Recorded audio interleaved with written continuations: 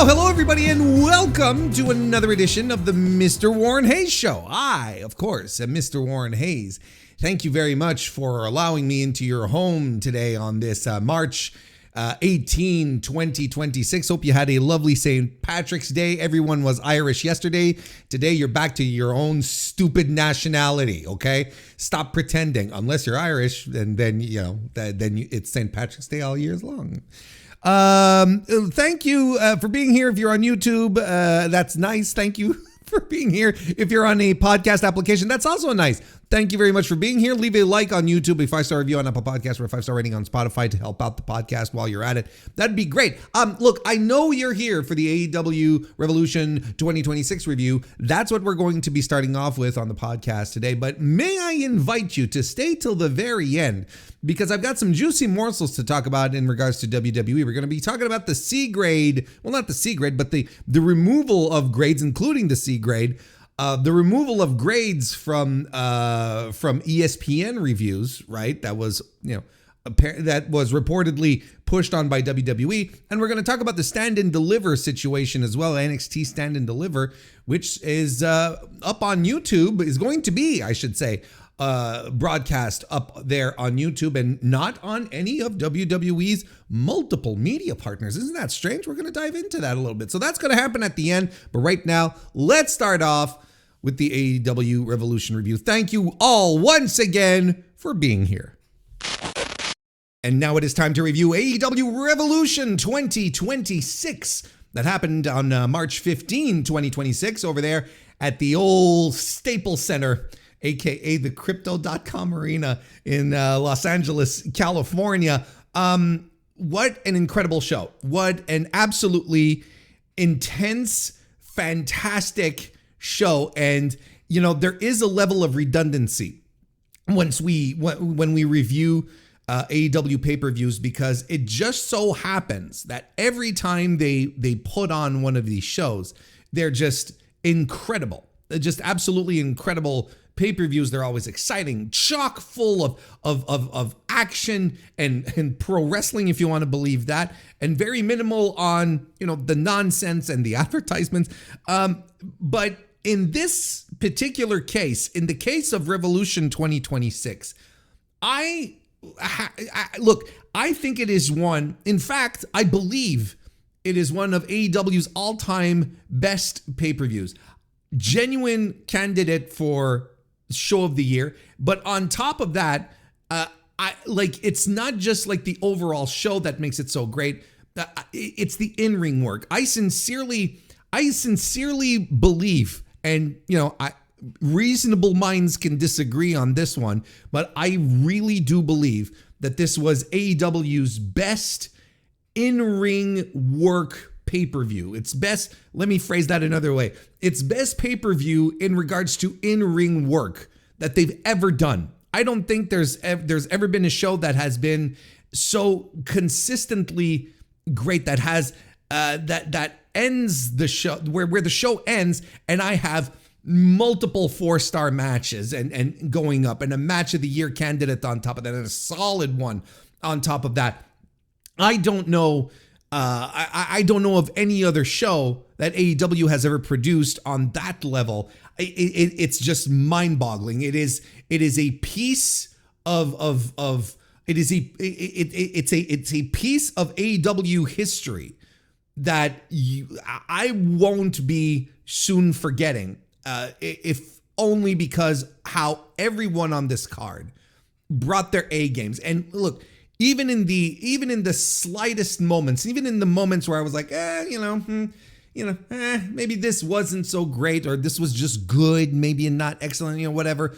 Even in those circumstances, we can point to them and say, we can give reasons. We can even find gems inside of those. There's really one match, which was more of an angle than a match, quite frankly, where it's like, well, okay, this one here is what it is, but I am completely enamored with this show, and an eventful show on top of that, like newsworthy stuff that's happening. Like this is one for This is really one for the ages when it comes to AEW, and I'd say pro wrestling in general. And that's my main takeaway. That's the main vibe that I got out of it. And then thinking about it some more, what makes it land so hard isn't necessarily just the match quality, because that is one thing, but it's how consistently the card threads a single idea, which is, the weight of what you carry to a degree, right? Every major program on this show is built around legacy, identity, the cost of hanging on to something or letting it go too soon, right? You've got, we'll talk about this, but you've got FTR and the Young Bucks, right? Finally delivering the match that they had in them. Both of these teams, in the meantime, talking about their legacies and how important this match is for their own personal legacies. You've got MJF taking everything away from Hangman Adam Page, everything he identifies with, and turning it against him. Jon Moxley defending a title, not just against a challenger, but against the idea that someone can outlast him, that he can be bested just by attrition. This show is about knowing what you're fighting for and whatever you can do to keep it. And it plays out differently in a lot of matches, but I found like there's a lot of this connective tissue throughout the matches that really do make Revolution feel extra special. So, I have been online, I'm recording this on Monday, the day after Revolution. So, I have been online and I have seen some of the conversations coming out of the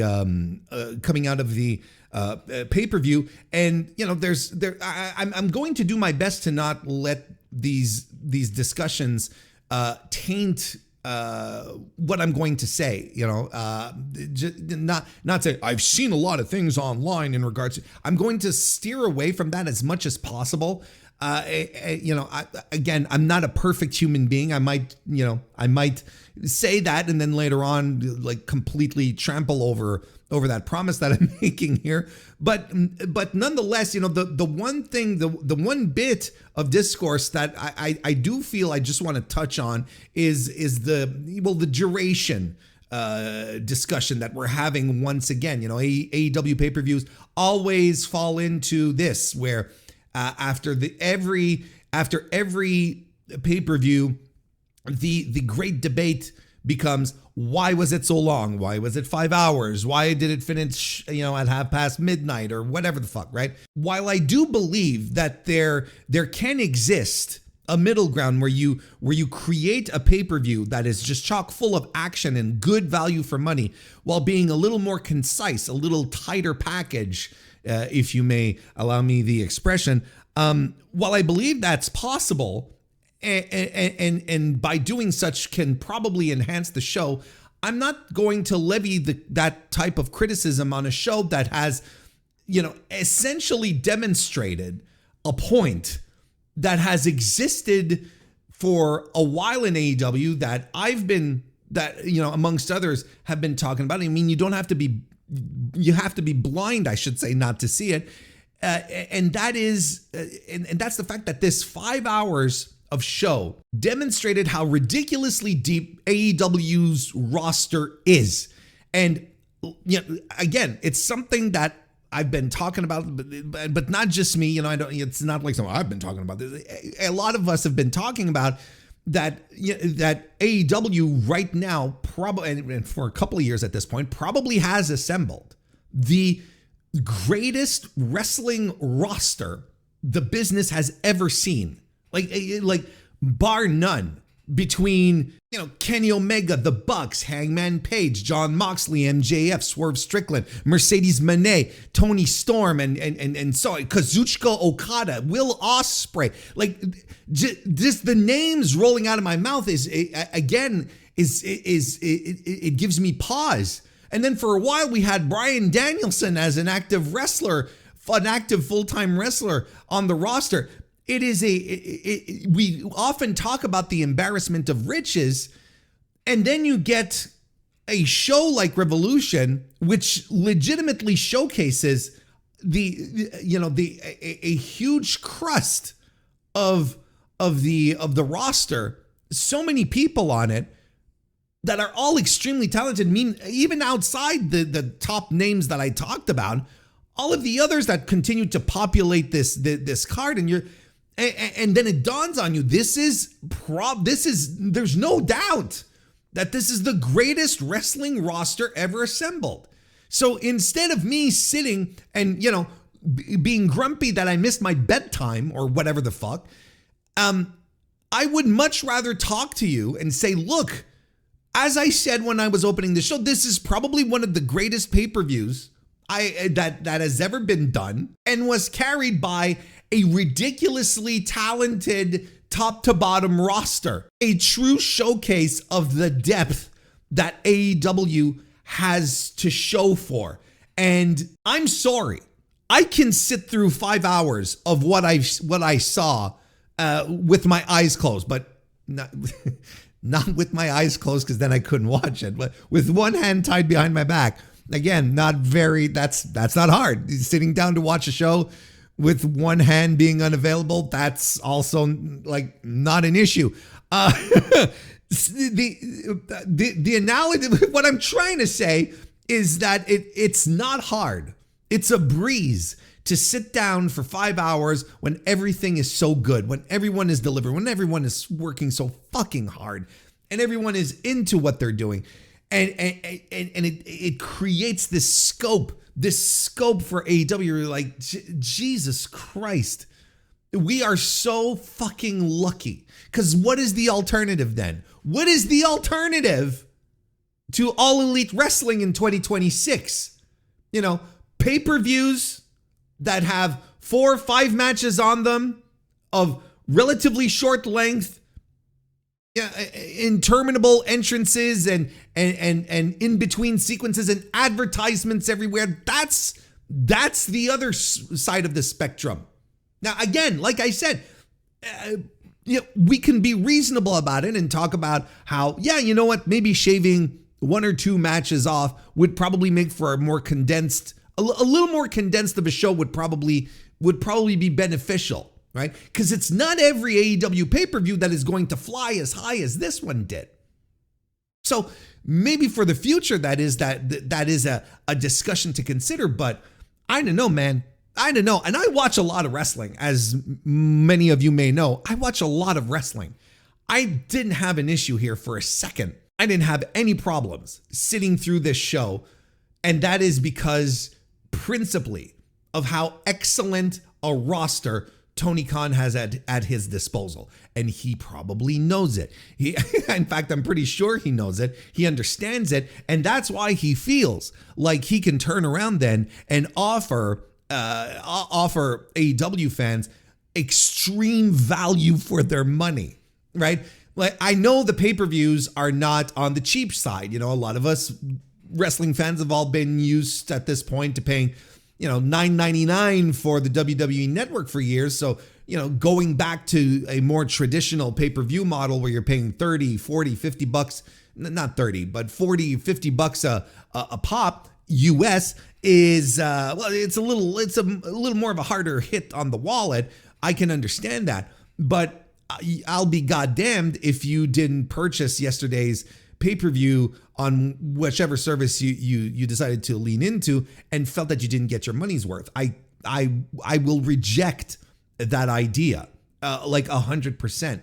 So instead of having boo-boo face and crying and here's the thing, especially when it comes this whole thing, and it's an old sticking point for me, but it's rearing its head again. So here we go.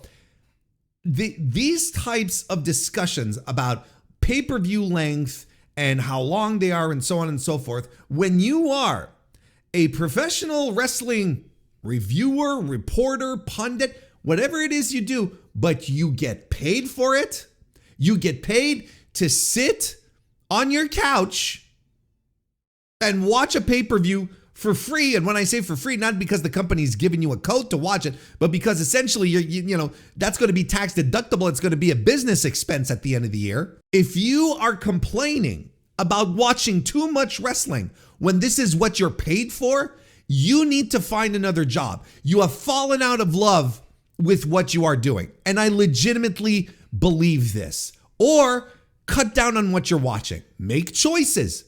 There's this need that some folks have to watch everything. They feel like they have to watch everything, and they don't. They don't. Now, if they're making these choices for website survival so that they can have more content for their or for their podcasts or whatever, because they need that to feed the content machine so that they can make money, well, I understand then if you feel like you have to watch more than what you would watch personally, right? I'm talking from a place of privilege myself because I do this as a hobby. I do this because I enjoy pro wrestling and because I like sharing my thoughts and creating community and meeting great people and having like-minded folks and fans around me, and so that we can chat about pro wrestling. But I don't depend on this for my income. It's not what pays the bills. If I were in a position where things were paying the bills, I'd probably have another approach. I probably wouldn't be going like, oh, well, I can then cut this out and dump this. I understand. I understand that part, but at least I would assume I assume that I would at least be able to show that I'm grateful nonetheless, and that I would continue to find love and joy in what I'm doing because I'm reviewing pro wrestling for a living. So whenever I hear people who make a living doing this, essentially, and they find everything in their power to complain about length, about duration, about how it's too much wrestling and whatnot, I don't understand. Like that's something I can't endorse. That's not something that's even relatable to me. So those are my thoughts when it comes to the length discussion. Now, maybe at the next pay-per-view on Dynasty, let's say Tony whirls around again with another 13 match show. Maybe it won't be as great, and I'll be like, whew, boy, this was a bit of a slog. Maybe, but in this specific case, in this bubble right here, in this Revolution bubble that we had here, there's no way that I'm watching this show and not having any other take than this was a fucking 5-hour show, and this roster entertained me from top to bottom. What a collection of talent. That's my takeaway. This show was sold out. 12,577 tickets were distributed according to the last update on WrestleTix. That's from yesterday. We don't have the final count exactly. Look, they said it was sold out, and it was, and then they kept opening seats because apparently, look, it would appear that they had really good walk-up business. They had really good business over the week, which I was kind of surprised. I'm surprised I'm surprised at how many people turned up last minute for the show overall. I mean, good for them, don't get me wrong.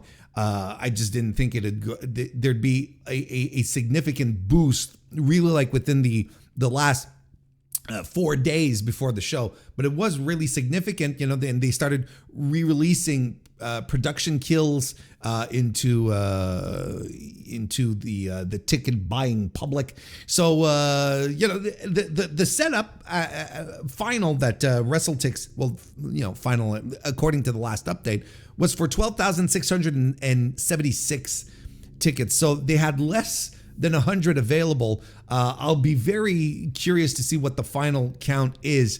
But I do know that last time they were here in the Crypto.com arena last year, March 9 for Revolution again, the attendance was 11,670. So we've beaten, when I say we, I mean AEW, have beaten that last year's attendance by about 1,000 more heads in the building.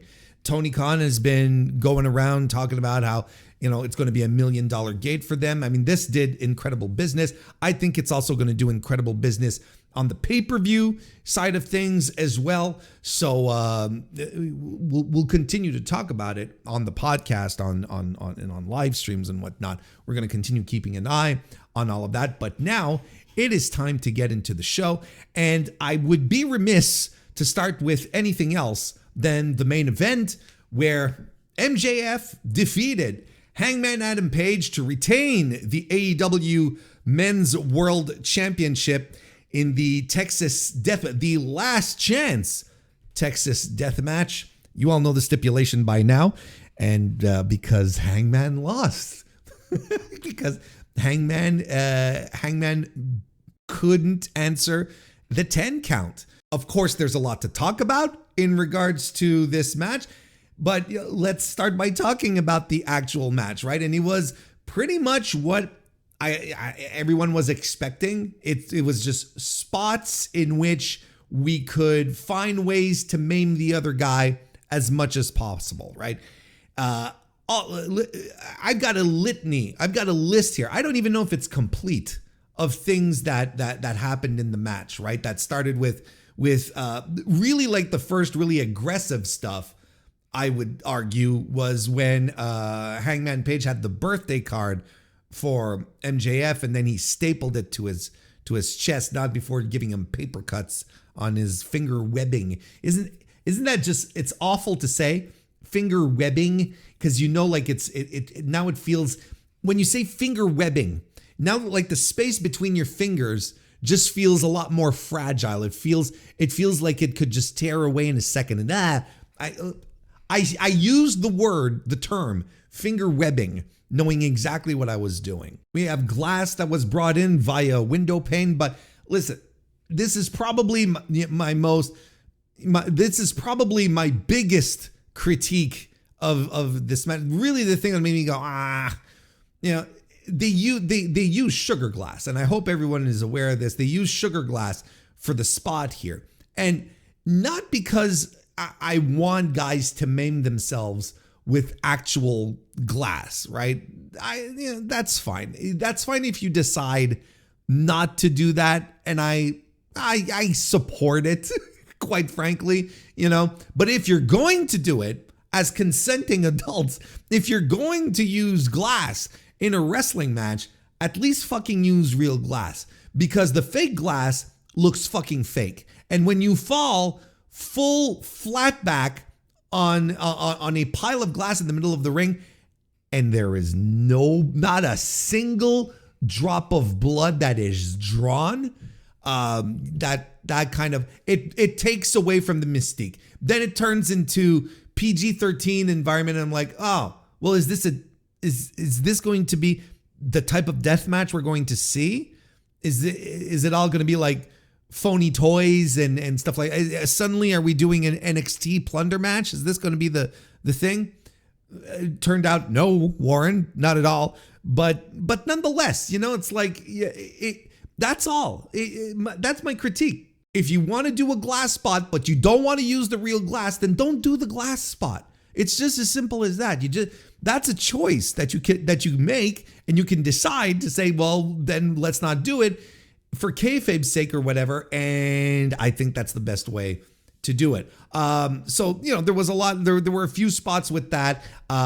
Page using the barbed wire through MJF's mouth. Then you had the return of the syringe, which was a remarkable bit of business from that one Texas Death Match between Hangman and Swerve Strickland, and was basically the same spot where MJF fish hooks Hangman, and then drives the needle of the hypodermic, not hypothermic, that's something else, hypodermic needle right through his cheek. It was full of liquid too, so that he could squirt it out. That's something, isn't it? That's something. We got dead eyes on barbed wire chairs, and the barbed wire chair was used a few times in the match, and that drew blood. We got a dead eye off the apron and through a table. We got a tombstone pile driver through a table off the apron as well. We had a light tube exchange. When I say exchange, it was basically MJF who ate shit on 2 light tubes, completely slashed open his back, and then the forehead again, causing him to bleed some more. Then we had skewers being hammered into MJF's scalp, and the great visual of MJF then eating a buckshot lariat, the skewers flying off into the air. That was tremendous. They fly off the stage through and land on electronics, and everything sort of fritzes out and whatnot. And then we even get a dog collar. The dog collar match it comes into effect here. A little callback to MJF having a very infamous, excellent match with someone who is no longer with the company. But nonetheless, I thought it was interesting that they referenced that back, a very storied moment of MJF's career as well. But it all comes to an end when MJF is able to choke Hangman Page over the top rope with the collar, and chokes him right out. Page doesn't give up. He doesn't tap. He does an incredible job of turning purple.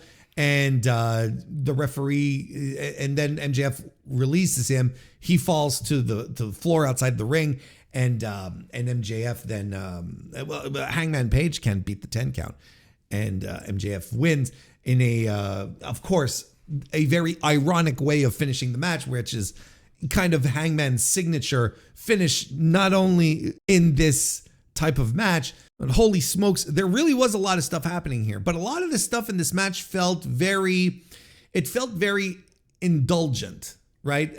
And there was something missing in this match with MJF that Hangman and Swerve were able to channel in their death matches, in their Texas death matches. I want to say matches, but one of them was in a cage match. Bear with me here.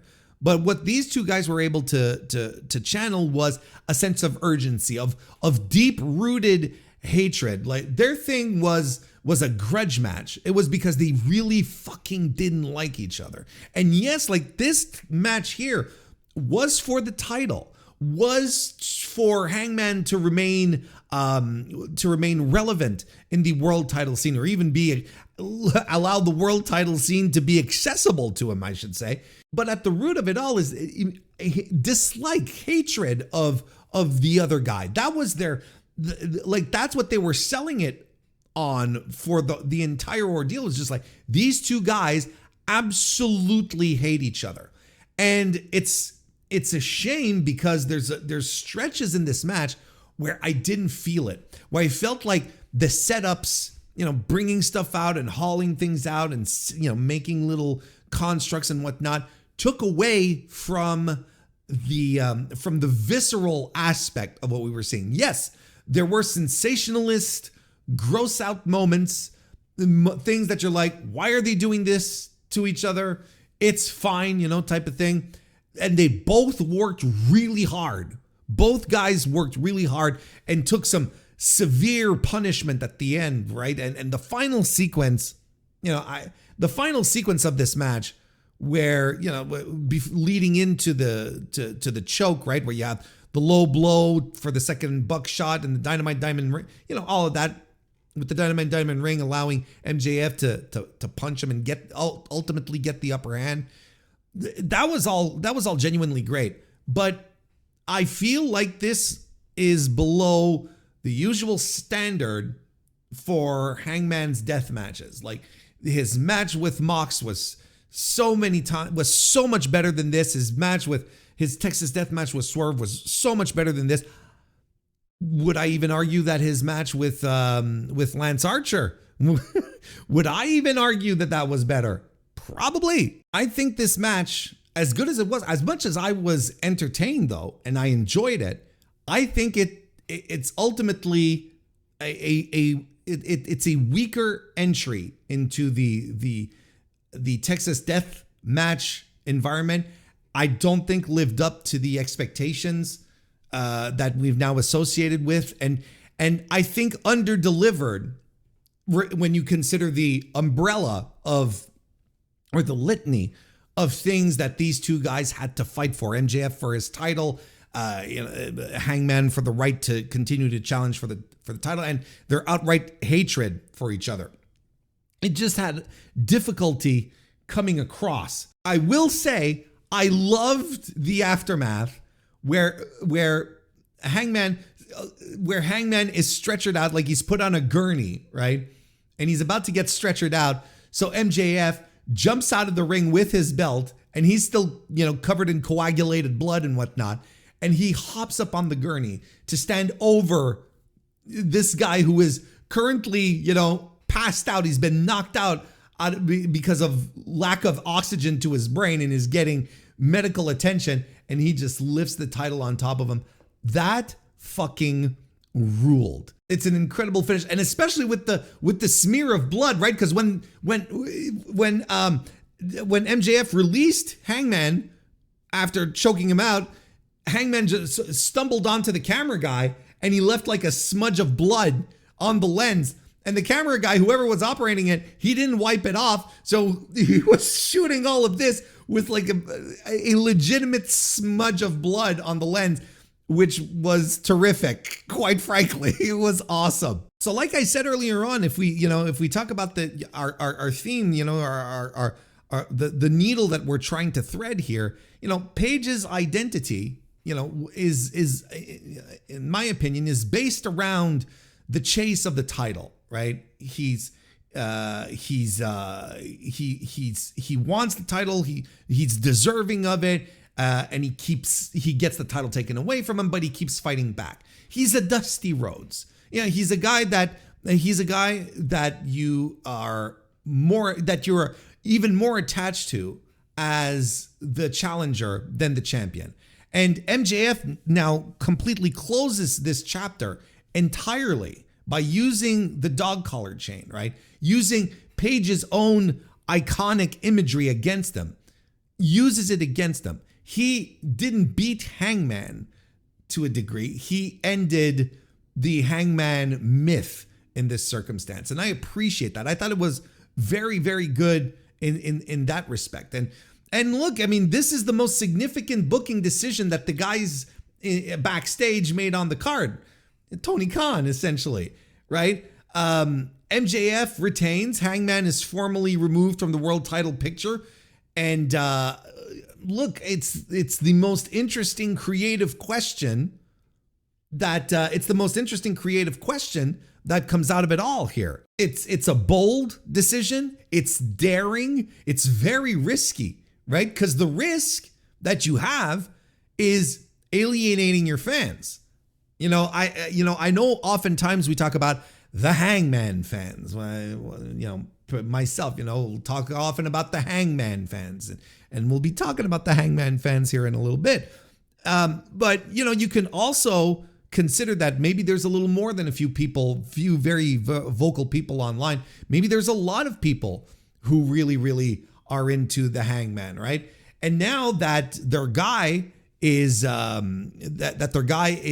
is no longer eligible to challenge for the title, maybe this makes it all a little less interesting to them. Maybe it makes it a little more ordinary for them. They're like, well, what's the point if my favorite is not going to be carrying this company around anymore? So there's a possibility. There's a legitimate possibility that through this story that they're telling, that some fans might be turned off, and that'll be that.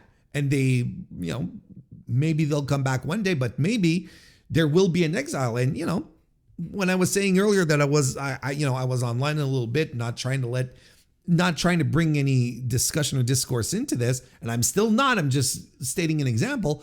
There were a lot of people outright saying, well, between this and something else that happened on the show, I'm done with AEW. I'm moving on. I'm not talking. I'm not following AEW anymore.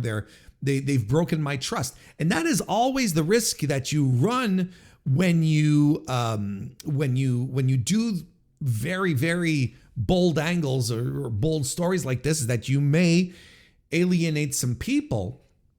But at the same time, maybe you'll animate a whole other bunch of people, and maybe you'll drag in different folks. It's really too early to tell. And I don't know how, anyone who's prognosticating right now the end of AEW, or, the complete unraveling of Hangman's career at this point, I don't know what kind of crystal ball they have. We have to start looking at some patterns. We have to start looking at some things, because right now, if I'm looking at everything else in the company, when I'm looking at, let's say, ticket sales for Dynasty, which are surpassing last year by far, Double or Nothing is going to be sold out. I don't know, like, so far, these are trends that I'm going to be looking for the Hangman decision here to buck. If these trends are bucked, then you can absolutely point to this. But as I mentioned on the preview, right now, the MJF title run, World Championship title run, is a complete success. So I'm not necessarily surprised they continued to go with Max. He's working. It works. Every visible business metric is, has arrows pointing upwards. And here's another thing that you can also point to, the talent roster. Again, that I talked about at the top of the show. To a degree, I would assume that Tony Khan is very confident about his top of the card situation, his tip top guys. You got Will Ospreay that returned on this card. You've got Kenny Omega who's ready to go. Swerve is back at the top as well as a heel. You've got so many resources at the tips of your fingers right now that maybe kicking Hangman out of the picture for now might be actually something good. Freshen up the top of the card. I mean, I don't think there's any problem with that, right? Because if Hangman is excused from the world title picture for long enough to matter, right, over a year minimum, then he can work his way back up. And I think Tony Khan would have probably been a lot more, would have colder feet at trying to pull this off if he didn't feel like he had an insane roster upon which he could lean on to carry forward.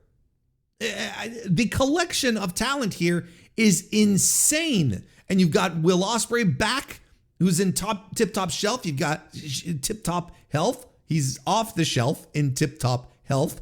You got Kenny Omega, who's motivated and back into it. You got Jon Moxley that you could prop up there in any given moment as well. But you see, they've taken Mox out of the title picture, the world title picture, for a while. He's doing his thing right now, and it is excellent. Maybe this is exactly what the doctor ordered, right? This is exactly what the doctor ordered for Hangman. Just go off and do something else, right? Just do whatever. And this is not like Cody Rhodes. And I know everyone I think this is a lot of the reactions are PTSD from Cody pulling this stunt years ago and then eventually leaving the company, right? With people still pointing to, it's because he couldn't challenge for the world championship. Listen, Cody left for multiple reasons. And I am willing to bet that not being able to do something in storyline was not necessarily the reason to do it, because where there's a will, there's a way. Cody pulled this on himself, right? He decided to do this to excuse himself from the world title picture if he couldn't win the match, if he couldn't win the world championship, and he didn't. And then that led him to his great run as TNT champion, legitimately great. And he did that so that people wouldn't perceive like the elite guys started up their company and made all of themselves world champions, right? The Bucks winning titles and Kenny winning the title and so on and so forth. That's why he did it. And eventually, it's more his inflexibility in regards to his persona in the company that caused him to, for things to end like it ended. And, there's very likely some backstage stuff as well. And things just came to a head and he left and he became umpteen times more successful. And I think there's a lot of people who look at that and worry that this is the fate that is going to befall Hangman, ending up into WWE, a company that a lot of AEW fans just outright loathe and want nothing to do with. The difference here is that Hangman is not Cody Rhodes to begin with, and he is very well set in this company. And I cannot say this enough: Hangman is fine. To all the Hangman fans, I have these one-on-ones with you on occasion, and if there is one guy in this entire company who will always be okay, who is intrinsically linked to the company, who will always find a way to be pushed, to be important, to feel like he's part of the fabric of the company, it is Hangman Adam Page. He will always be fine. I know a lot. I know the fans, the Hangman fans. They're an anxious bunch, just like their hero. They're an anxious bunch, but they should. I feel at this point, 6 years in, they should trust the process. They should have more of a, well, let's see how Hangman gets himself out of this one type of vibe, because that's essentially what we're doing here, right? There are no heroes without struggle. That's just a reality of basic storytelling. So if this guy is, like we like to say, the protagonist of AEW, and if he truly is the guy that everyone believes he is, he's going to find a way to circumvent this without necessarily stepping on his principles and values and staying true to himself. Although, Hangman did turn heel, was a bit of an ass for a while at the same time, also was a raging alcoholic for a while. So, Hangman is layered. He's human. There's all sorts of things that can happen, right? But this idea that somehow this is like this sanctioned, like, Geneva Convention type of declaration that, if Hangman were ever to challenge for the title again, some disaster would befall the planet is preposterous. This is fiction. It's storytelling. So eventually, I sincerely believe that there is room for a Hangman return to the championship scene story, and one that will get the fans invested, one that will get people excited. But the trick here, to make it feel good, so that it's authentic, so that it feels organic and it doesn't feel rushed, is to give it time. You got to leave this one some time to breathe. I'm talking a year minimum, 18 months. You let the Hangman do all sorts of stuff on the mid card. Why not team back up with Kenny Omega and run back that team and have some great tag team matches in the meantime? Why not do like a Jon Moxley and insert himself into the Continental Classic this year and then win it and have an incredible run defending the title a la Mox, right? There's something else that I can absolutely picture the Hangman doing, right? It's almost as if this roster that I keep talking about, that is so deep and profound and has so many possibilities, can give so many interesting things for Hangman to do, interesting people to compete against, and excellent matches to have outside of the confines of the world title picture, of people going, well, why isn't the Hangman in the challenging for the title? Why is it always this guy? Why is it always this guy? And I don't know what the idea is. That, again, I don't work for creative. They don't pay me for any ideas, so I'm not delivering any ideas that they can go ahead and use and scratch their chins and go, oh wow, this is a great idea. Maybe we should use this, and then I get jack shit. I don't even get a bouquet of flowers, for Christmas. Thank you for all your support, Warren. Nothing. But I think there is, if they find the right idea that has genuine emotional weight and feels organic and takes time and feels like a quest, they will have on their hands an extremely exciting, dare I say, profitable story on their hands. But we just have to be patient. We have to see where this goes. If this is rushed, it will be a disaster, and people will go, oh, well, stipulation was worthless like 3 months ago, whatever. But if you wait, if it happens down the line and it feels like it's earned, it feels like there's a quest to it, then I think there's legitimately something there for the Hangman to sink his teeth into. But I'm not saying, I want to be very clear, I'm not telling anyone, and I don't think I've expressed it that way either. I'm not telling anyone that they're wrong to feel the way they feel.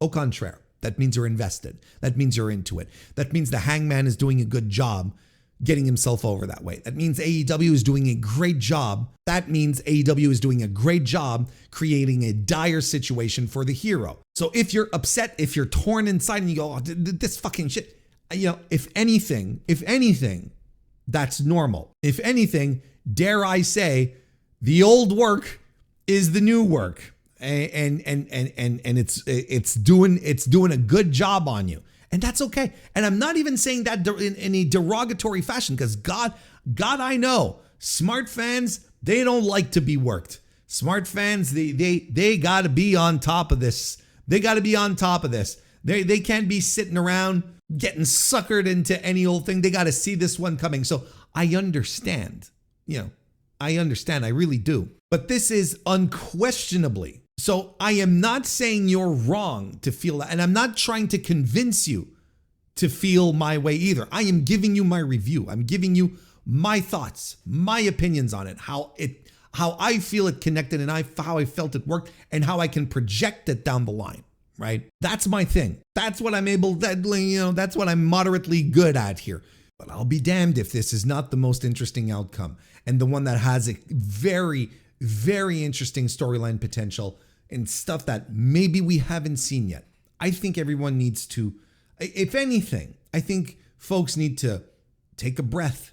They need to stop panicking. They need to stop worrying about the Hangman. Every time I find people worry about the Hangman, suddenly he's put into a really good spot. It seems to me, with the quality of this roster, with the sharpness of the booking, particularly these days or these months, I wouldn't be worried. I'm not worried. I'm not worried about the Hangman at all. And this was a big time decision. It's one that takes guts. If they do walk it back, and allow Hangman to challenge again, it has to be done a certain way. It has to be done the right way. If it's not done the right way, it's going to be awful. But I don't know. I'm feeling good about it. There's a ton of stuff for Hangman to do on the roster. There's a ton of stuff that Hangman can do with quality opponents. This isn't a WWE situation where, years ago where someone would fall off of a championship run or a championship challenge and then it disappeared. They'd disappear. They'd work the lower mid card after that and never really sniff the world championship again, right? It's not that type of situation. It's Hangman Adam Page. Hangman Adam Page is fine, and he's going to be fine because he has always been fine. And you could clip that and make it sound like I'm saying that he's attractive. And, I couldn't disagree with the clip either. And you know what else is fine? My rating, 3 3/4 stars for MJF versus Hangman Adam Page. All right, let's go all the way to the start of the card. Let's, now that we got the main event out of the way, we'll do everything in order of presentation.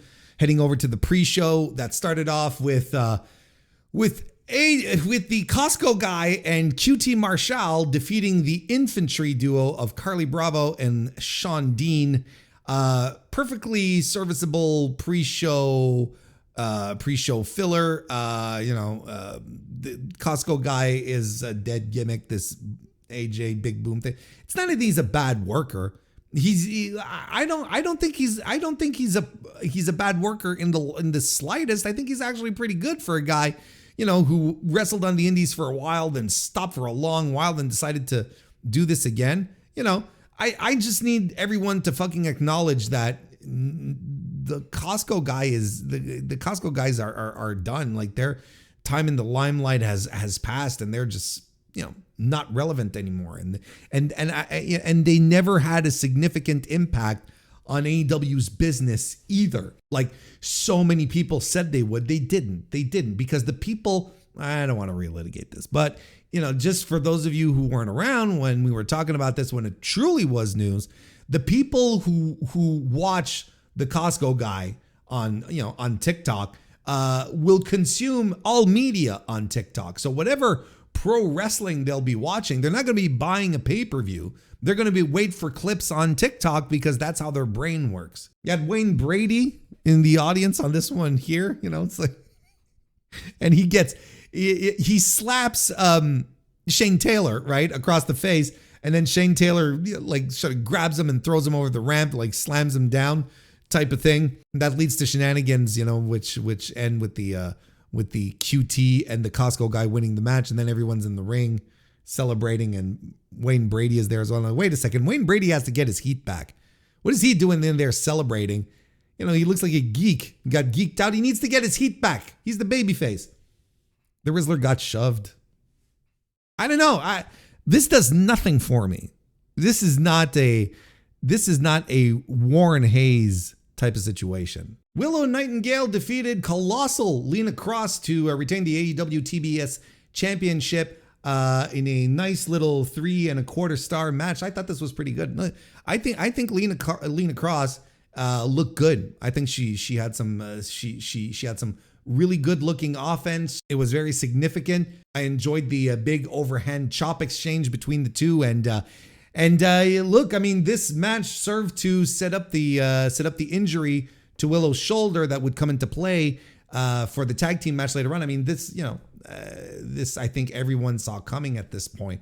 That was the whole shtick here, and even in the post match after Willow beats Lena with a backslide, Megan Bain hits the ring, and both of them team up on Willow. So yeah, I mean, good little piece of booking. There we go. That led us to the AEW National Championship 21-man Blackjack Battle Royal. It was won by the Jungle Boy, Jack Perry, who eliminated Ricochet. So as many of you know, I don't rate battle royals. I don't know how to rate battle royals when you consider what they are at their essence, But I didn't care for this one. Again, like I outside of any rating, I don't think this one was particularly interesting. Like, it's a battle royal, but most of the guys spent most of the time on the floor outside of the ring. And you had just a couple of guys doing things in the ring at some point. Look, it's not that there weren't any spectacular spots. Nothing was nothing was happening. Some of the faster guys in this match were really, really exciting. Like, you had AR Fox doing the imploding moonsault to the floor. You've got Commander who did the rope walk 450 splash. Leo Rush is just going nuts with his bald head and his contact lenses now. Daniel Garcia took off Commander's mask before putting it on his head as well. I mean, there was there were some little entertaining bits, but there were also no connective tissue through any of this. There was nothing really significant that came out of this, and ultimately, when it ended up being Jungle Jack and Ricochet at the end in, what is essentially turned out to be a singles match. Why not just go ahead and book Ricochet versus Jack Perry and save us the Battle Royal, save us the 21 men, right? And give us a focused story, because the Battle Royal, actively works against that. I don't understand why that happened, right? There's a lot of things that I don't understand, that I don't understand about this match regardless, right? I don't understand why guys at the start of the match were doing flips off the top rope like AR Fox, like Commander, and so on and so forth, and we're landing on the floor and weren't eliminated. And I don't understand why Roosh was eliminated twice. And frankly, I don't care. I don't care enough to find out. But Roosh gets eliminated and he's back in and he gets eliminated again. I'm like, what the fuck are we doing here? But ultimately, this all led us to Perry and Ricochet, who have never really stopped feuding since, since the spring of 1918. And finally, we get a resolution here. Perry wins the title and, it is what it is. But I don't know why we had to go through this entire rigmarole, especially filled with people who were just hanging around on the floor. Like, this was not a battle royal. It was a lot of things, but a battle royal it was not, and I didn't like it.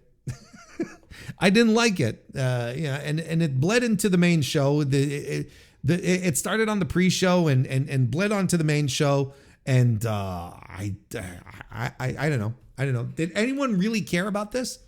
Was anyone really invested in it? I don't know. Anyway, congratulations to Jack Perry, I guess. But now we start to sink our teeth into stuff here. FTR defeated the Young Bucks to retain the AEW Men's World Tag Team Championship. God, this fucking ruled. What an incredible tag team match. This was the match that FTR and the Young Bucks always had in them, or at least that we thought that they had in them, but had not seen so far. This match was never delivered yet across their multiple programs. And we were wondering, and we were asking ourselves, right, will it ever happen? Will they, because everyone would just chalk it up. We'd look at the matches like there's just no chemistry. There's something happening that these two teams just don't gel. What is happening? Why aren't, and this finally was the match that did it.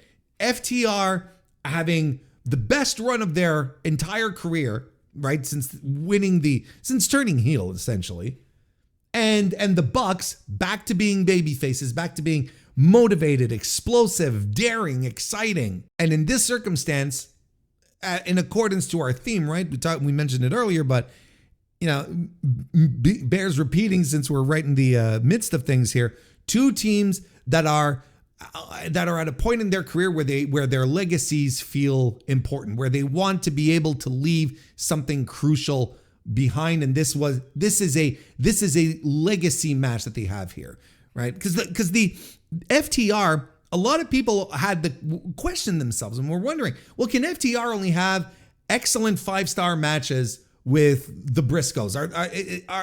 Is that the only team who can work these high-level matches with FTR, or that FTR can work these high-level matches with, right? Because they can't do it with the Young Bucks, and if you can't do it with the Young Bucks, it's like, well, what are we doing here? What are we doing here? So this was kind of a do and die moment for them as well, where you get into the ring with the Jacksons, you should be able to get an incredible high-octane, high-performance match, and that's exactly what we got here. The Bucks come out, and they're with their kids, and it's a dad's rule type of situation, right? Where dads are awesome and whatnot. Even get a little pep talk from the kids, and to a degree, I'm sitting there going, "Oh, the Bucks are winning, aren't they?" Right? Because they're just laying it on so much. But hopefully these kids have all been smartened up, because boy, oh boy, there was probably a lot of there was probably a lot of crying there at the hotel after the event. And there's nice little nods here with Dax. He's in the corner. He's tuning up the band, right? He's doing the old Shawn Michaels, the old Shawn Michaels super kick stomp, right? With and he goes for it, but it gets countered, and both members of FTR get put into sharpshooters. Hey, let me tell you, the symbolism here ain't lost on me, and on a couple of levels on top of that. And a bit that really made me laugh while they were in the sharpshooters, you've got Cash who's keeping Dax from tapping, right? He grabs his hand, and he's like, no, don't tap. And then Cash just like slaps him across the face a couple of times and goes, get to the ropes. It's like Dax is like, okay. It's like, Cash, why don't you do it, Cash? Wheeler, you could go to the rope. But instead he's slapping his guy across the face. It's like, you get to the ropes now. I thought that got a good chuckle out of me. The stereo suplex Falcon Arrow spot off the apron was insane. Like, that's the kind of shit where I'm like, okay, this is crazy. There's blood everywhere. I think Nick and Dax are the guys who are bleeding. Maybe Matt did as well. I don't quite remember if he did. Pretty sure Cash didn't. We've got blood. And, Stokely Hathaway, it's an Easter miracle. He can walk. And we're doing shatter machines. We're doing BTE triggers. And we're doing each other's big moves until FTR sealed the deal with the Avalanche Shatter Machine, which was fantastic and an incredible match. A legitimately incredible match, like, a 4 3/4 star match for me. If you wanted to full 5-star it, you wouldn't get an argument out of me. Me just missed a little. Maybe if the Bucks had won, then that would have pushed me over. I still think it was I thought it was a weird decision to not put the Bucks over. But then I realized why the Bucks didn't go over, because you think you know me. It's on Darin 90. I don't know the lyrics. I'm probably the only wrestling fan on earth who doesn't know the words to Adam Copeland's theme song. I have no idea what they are. Edge and Christian return, and then I go, oh, that's why we had to keep the titles on FTR because Edge and Christian are we got to put the titles on them, and they got to beat them off FTR because they have the unfinished business. Yeah, I mean, Christian attacks FTR from behind. He maces or some kind of spray on Cash, and then he does the unprettier of the kill switch on Axe the Dax. He does it on Axe the Dax, and then Edge comes in and he spears, and it is what it is. But they do have a little stare down with the Bucks. So the Bucks will probably be intertwined into all of this. Listen, I am not an AEW Adam Copeland run fan. I think his stuff has been. I think there was a lapse in time when he came in, which it was good, and then it nosedived really, really hard, really, really fast. I think all of his terrible, worst instincts are all coming to surface. This is a guy who spent his entire wrestling career in WWE. So where do you think all of his wrestling instincts come from? They come from the sports entertainment side of things. I didn't have any issues with AEW and how things were going. I didn't miss Adam Copeland. In fact, he never crossed my mind. And now he returns. He's back, and I'm already dreading it. I'm already going, fuck. Already that I kind of feel like we sacrificed the Bucks winning the titles off of FTR in such an excellent match in Los Angeles to the benefit of Edge and Christian, Adam Copeland and Christian, who really have a grudge against FTR. It's not even about the titles. They just want revenge. They just want to get one up on FTR.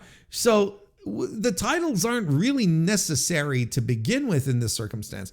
So, I don't know. Is this setting up a three-way between the two of them? Triple yuck. It's none of this is appealing to me. And it kind of sucks because, I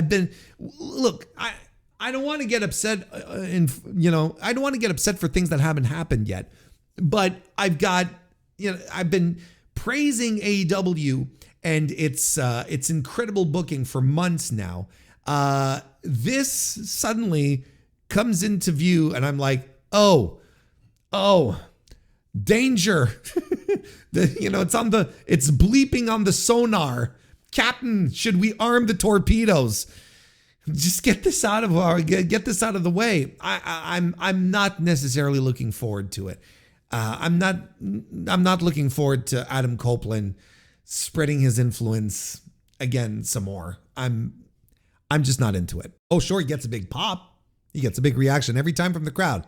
And every time Adam Copeland returns, I feel like because of the pop, because of the reaction he gets, people get suckered into thinking that, oh, this time it's going to be good, right? It's going to be good. Like every time it's like, oh, I'll give it a chance. Oh, I'll give it a chance. Like nobody remembers the New Year 2025. No, that's all been erased out of people's memories for some reason, or they continue to blame Jon Moxley for it. Anyway, Toni Storm defeated Marina Shafir with the big package.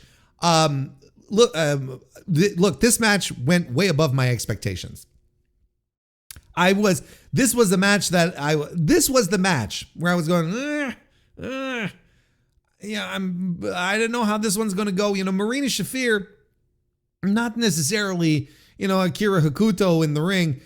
She's kind of who she is. She's kind of, it's a so-so type of thing.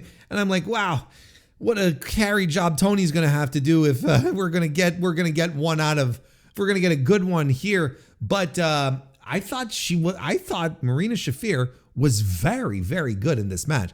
She dominated throughout with, a nice combination of striking and submission-based game that felt genuinely dangerous, outclassing Toni really until Toni's chaotic instincts kicked in, where she starts biting the feet, and biting a tit to get the win. Like this is, it's very on brand for Toni. That's the thing. It's just like unhinged shit, and that's what she had to dive into, because legitimately the story here is that she couldn't out wrestle Marina Shafir. Like she could resist, she could break out of holes and whatnot, but she just couldn't do it.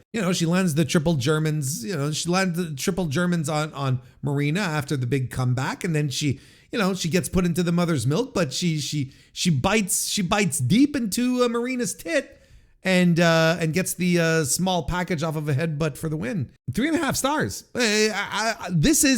I do believe this is Marina Shafir's best match ever. And it was good. It was a very good match. So did something unlock? Because I mentioned it in a previous reviews on the weekly Dynamite review that I do here on the Mr. Warren Hayes show, and that you should watch every Thursday. I mentioned previously that she's gotten real good with her heel work in the ring. She takes the time and really connects with the audience in an aggressive way, like in a perfectly heel way, and it works. And the audience, the audience buy into her as a badass. Excuse me. They buy into her as the heater of the Death Riders. That is ultimately the best thing that has happened in her career, right? Jon Moxley sort of taking the reins and saying, no, we're gonna make a killer out of you, right? And that essentially helped turn the tides of public opinion into giving her the perception that she's a killer. So then when it's time for her to get into the ring, people already know her. They know how dangerous she can be. So it's like, okay, here's the killer. Plus, she sucks because she's always fighting our favorites. So boo. It's very easy to generate the heat, but she piles on it some more. Again, has something been, so my point, not again, but my point is, has something been unlocked? Time will tell. Let's see what other singles matches she can have. And, she had an exquisite dance partner in Toni Storm, who's one of the best women's wrestlers on the planet. So, we'll see how it goes. But this over-delivered, and on top of that was very good. A 3.5 star match. But what maybe isn't as good is Toni going back up the ramp and then someone entering the ring from the audience, and it is Ronda Rousey who's there, and she calls Toni back down to fight her, and then there's people who jump in to separate each other, and that allows Marina Shafir to get to get a cheap shot in on Toni Storm, and then she makes off, and and that's where we're at right now. Okay, this was not a popular choice for amongst AEW fans. You think that Hangman losing is a big deal, and that AEW fans are very, very upset, but I think that decision is more of a divisive issue. Whereas I think the Ronda Rousey one is a unanimous, oh no, yuck reaction from the AEW faithful. I'm going to try to approach this in the best way possible to try and make sense of it. Make sense of it. You don't have to like it again. Just to be completely clear, I don't like this. I absolutely hate this. I don't want Ronda Rousey in my wrestling programming. I think she stinks. I think she's no good. And on top of that, she's a very questionable human being for things that she has said in the past. So I have no interest in having her on my week-to-week TV. But I'm still going to try and make sense of this. There's got to be a reason why AEW would decide to go down this path with Ronda Rousey, someone who has, who for a while was truly a mainstream attraction, had a lot of public support, who had a burgeoning Hollywood career, who went over to WWE to great fanfare and success, but has since fallen out of favor in multiple ways for multiple reasons, which we're not getting into right now. So why are we doing this? Why is she on AEW TV? That's what I've been sort of scrounging in my brain to do. And the only thing that makes sense to me, because I'm trying to make sense of it, I'm trying to understand it. And the only thing that makes sense to me is her upcoming fight with Gina Carano on Netflix in a month, a couple of weeks. I don't know exactly when it is, right? But it's upcoming. And that's the only thing I can see. I think they're trying to create some promotion for the match by having Ronda show up on AEW television. She's been doing a lot of press and whatnot. So I think it's just to continue to keep her name in the environment, and maybe even go back and try to tap into that wrestling audience that supported her for a while at least, but it's not the same audience. It's not the same people. These people, most AEW fans want nothing to do with Ronda Rousey because of who she is and what she stands for. But the idea, I think, overall, is for her to come and do this promotion and whatnot, because I think, tinfoil hat, I think this is a way for Tony Khan to stick it to TKO, to sort of give him a big old finger to promote an MMA show that has more buzz than any UFC show from the past, 2 years at least, that has more buzz around it. And TKO is not promoting it. They're not putting it together. They're not producing the match.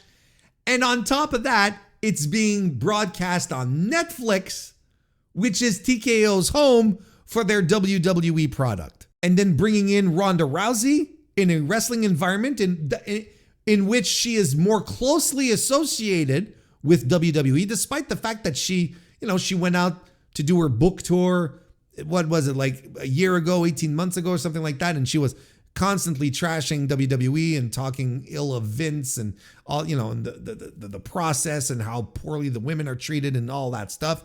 She was, nonetheless, when it comes to wrestling, was very much associated with WWE. So I'm convinced Tony sees this as a big old fuck you. I think that he's taking a certain amount of pleasure in doing this and messing with them in a certain way. Because you can rest assured, you can be fairly confident in the belief that TKO does not like that this MVP organization, right? And isn't it Jake Paul who's behind it? Details are a little sketchy for me on that front, but this MVP organization, right? That's producing the fight, the card. You can rest assured that TKO is not excited about that. UFC did its best to wipe out all of its competition everywhere. And this popping up here, I'm pretty sure TKO's not thrilled about this. And they're probably, especially being on Netflix. And then if WWE's competition is benefiting from that by having Ronda Rousey on, and getting some extra mainstream attention, they hate all of this. None of this is making these guys happy. They're not excited about this turn of events. So that's the best I can come up with to try to make sense of it. And I think it's reasonable. I don't know if it's true, but I don't think it's a way out theory either. I don't think I'm calling down aliens or some kind of weird shit about skinwalkers or whatnot. Now, is Ronda Rousey just a guest in AEW, or is she all elite? Well, look, there's no graphic so far. There's been no announcements that were made on that front. I think it's very plausible that she's going to show up on Dynamite on Wednesday during the Toni Storm Marina Shafir match. Because look, clearly she wants to get it on with Toni Storm. She wants to fight Toni. She was egging her on. And the association with Marina Shafir is right there. So I think they're going to lean into that a little bit, and it might lead to something. It might lead to a little cross promotional stuff.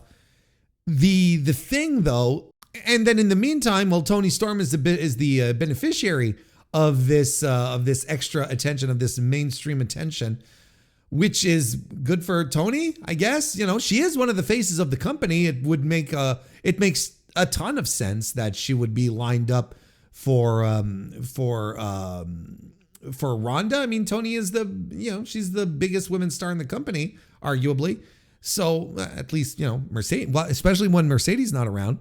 So Toni might just come out on this. If this is indeed a guest appearance, let's say, it's a temporary arrangement. Well, you have Ronda come in, you have Toni beat her, and Toni gets a lot of shine in the process. There's a benefit to that as well. And another thing that makes me believe that Ronda is not like an actual member of the roster is at the press conference, Toni said something to the effect is like, oh, well, the door is always open for Ronda Rousey and whatnot. And which would imply that, this is a temporary arrangement, whatever it is. If we even go further than the appearance, which we probably will, than the appearance at Revolution, he said, oh, the door's always open. It's like, I think it's, I think it's legitimately a sign that it's a guest appearance, that it's just like a temporary collaboration between the two, which is fine, because I don't think that we really need Ronda Rousey on any level in AEW. Anyway, did I give my rating for the match 3.5 stars? Yes, I did. Jon Moxley successfully retained the AEW Continental Championship by defeating Konosuke Takeshita in an incredible, outstanding, remarkable match. A 5-star match of the year candidate right out the gate. It's going to be one. Look, I know we're in March, but this is going to be one that ranks really high on my list. Extraordinary. Just no gimmickry. If you want to call unless you want to call a no time limit a gimmick, but we've seen worse. No interference, no wacky stipulation, I guess, just two incredible workers hitting each other extremely hard, dumping each other on their heads with disregard. An incredible match. Jon Moxley working the ankle work, the escalating kick-out sequences, dumping each other with suplexes until one guy stops, that stretch, all of it extraordinary. And Takeshita was right there the whole time, right? He's not like wide-eyed and, being overwhelmed. No, he's carrying his own. He's making this feel like a fight. It felt like Mox was in a candy store fighting a young guy who hits really hard. Mox likes the Japanese strong style. He loves that stuff too. So he's like, no, let's go. Let's do all of this. And it was so good. Mox is doing the figure fours, and then you get Takeshita doing the wheelbarrow, the tombstone into a wheelbarrow German, right? And then you got the Gotch pile driver and the raging fire, and everyone's kicking out of the big finishers and whatnot until Mox just gets Takeshita into a sleeper. There's no way out. He's trapped. He's stuck. Takeshita passes out. Referee stops the match. Incredible stuff. And just absolutely incredible stuff. A great finish. You put a punctuation mark on this feud. It's done. Takeshita even shook his hand, inching more and more to becoming a babyface. Look, can you have a complaint here to say, when is Takeshita going to win a big one? Well, I mean, Takeshita won some big ones last year. They just weren't in AEW. But, to a degree, I'm kind of like, yes. When is Takeshita going to win the big one? When is he going to get his time? When is he going to sort of break whatever ceiling he's on right now and get a little higher? Because he can operate on that level. He is that fucking good. And we saw it again here with Mox. And Takeshita is one of these guys, like Kyle Fletcher, guys that you will put in these big match situations and will over deliver, will adapt to any type of situation, and will be excellent in whatever spot you put them in. Just naturals at this pro wrestling stuff. And the match itself, simple, no nonsense, no goofiness, no over the top stuff. It's just two guys, two professional wrestlers having the best fucking professional wrestling match they can have. I look, this match was made for Warren Hayes. And thank you, Mox. Thank you, Soup. I will be sending you, gift cards very, very soon. You keep reaching out to me in my DMs. So, I think you finally deserve the Amazon cards. I mean, I was there standing and pacing like the meme does, like John Moxley did that one time. And I'm clapping my hands and I'm screaming, let's go, at the top of my lungs when they're dropping each other with suplexes, when Takeshita is kicking out. And they had me believing. I was into it. They had me believing that Takeshita was going to come out of this one, that he was going to do it, kicking out of finishers and whatnot. I was into it. Didn't quite go that way, but I was hooting and hollering. I was yelling really loud. Incredible stuff. So they shake hands after the match, like I mentioned, and then the lights go out, and we get a guy in a tank, and they, some kind of doctor in a lab, or a scientist in a lab coat, and he's looking at screens and readings and whatnot. And immediately I'm like, oh, Ospreay's back. Ospreay's back. It was the most, it's an extremely Will Ospreay coded video segment, but effective nonetheless. But regardless of the video segment, Will Ospreay did come out, big surprise, another big surprise return. Crowd went absolutely batshit for Will, who stood at the top of the ramp as John Moxley's walking away. He was done. He was heading back into the audience and walking away. And then the lights go out, right? And then you see the little video thing, and then the lights come back on before Ospreay's music hits. He goes, what the fuck was that? He's like, what does that have to do with me? Then Ospreay's music hits. And that gets Mox's attention. And Mox gets back into the ring.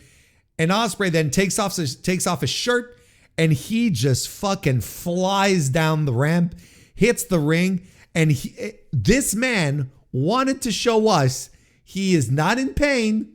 And he's saying he's the same old Will Ospreay, because he's out there laying dudes out with hidden blades and doing spiral taps, right? Like it's nobody's business, and he's on fire and he's excited. The crowd is up on their feet.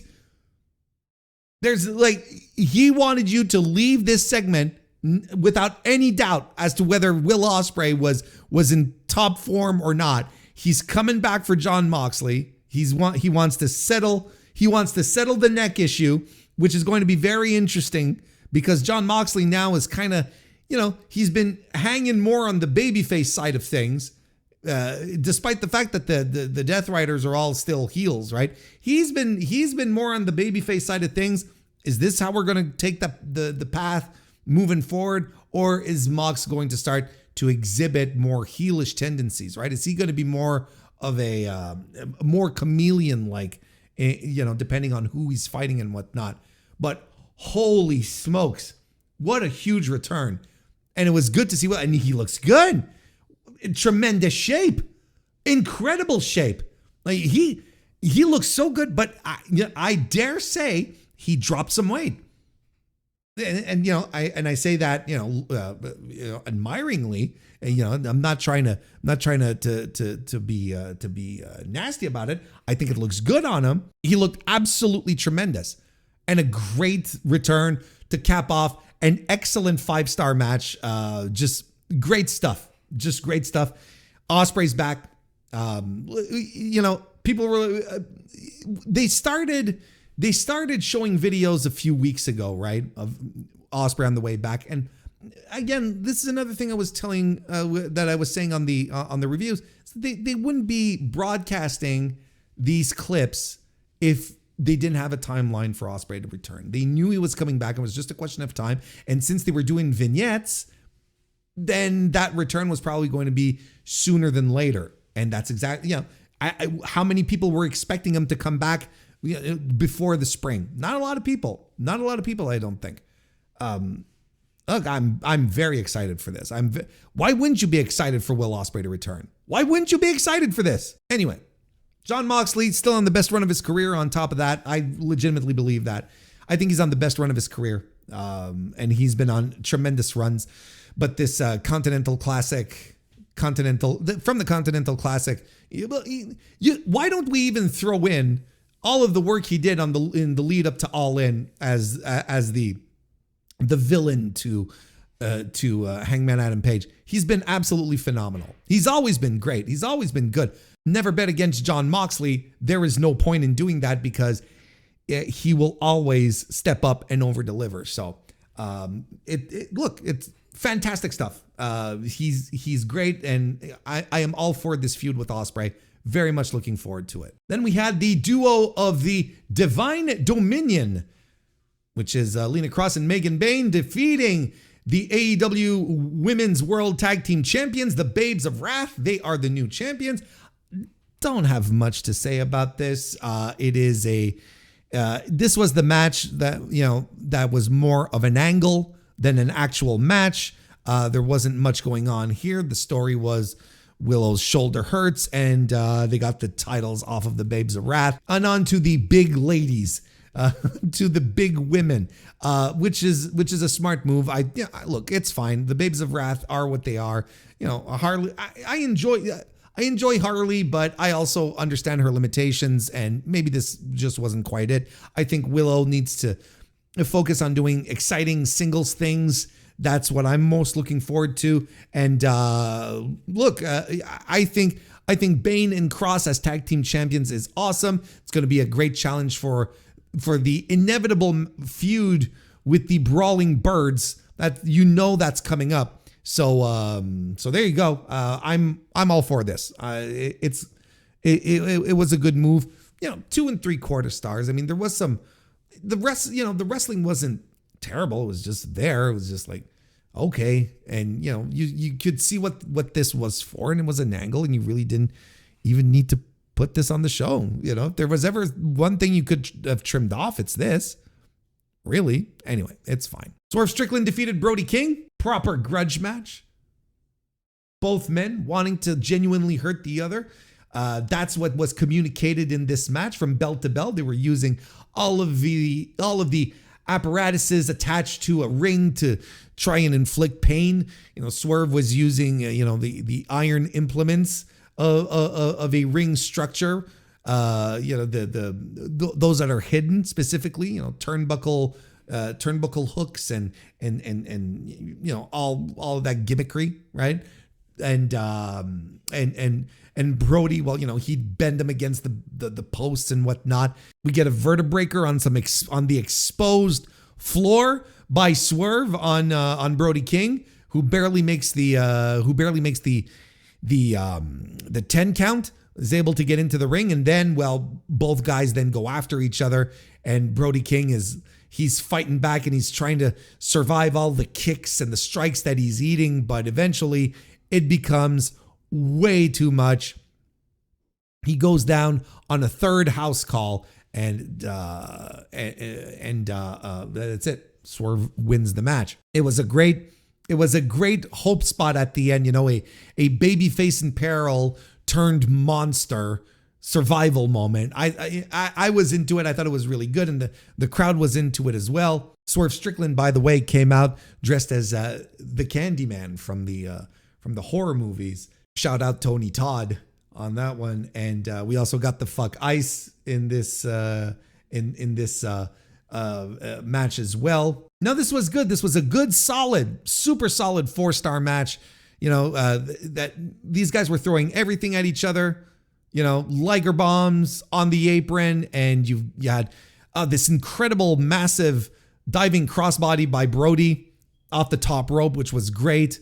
They were laying everything out there. It was a well-worked, super strong match. Two incredible guys. I think it was pretty clear that Swerve was going to win. I like Brody King as much as the next guy, but I think this is his ceiling. I think this is what Brody King's ceiling is in AEW, and it's a good one. It's a high one.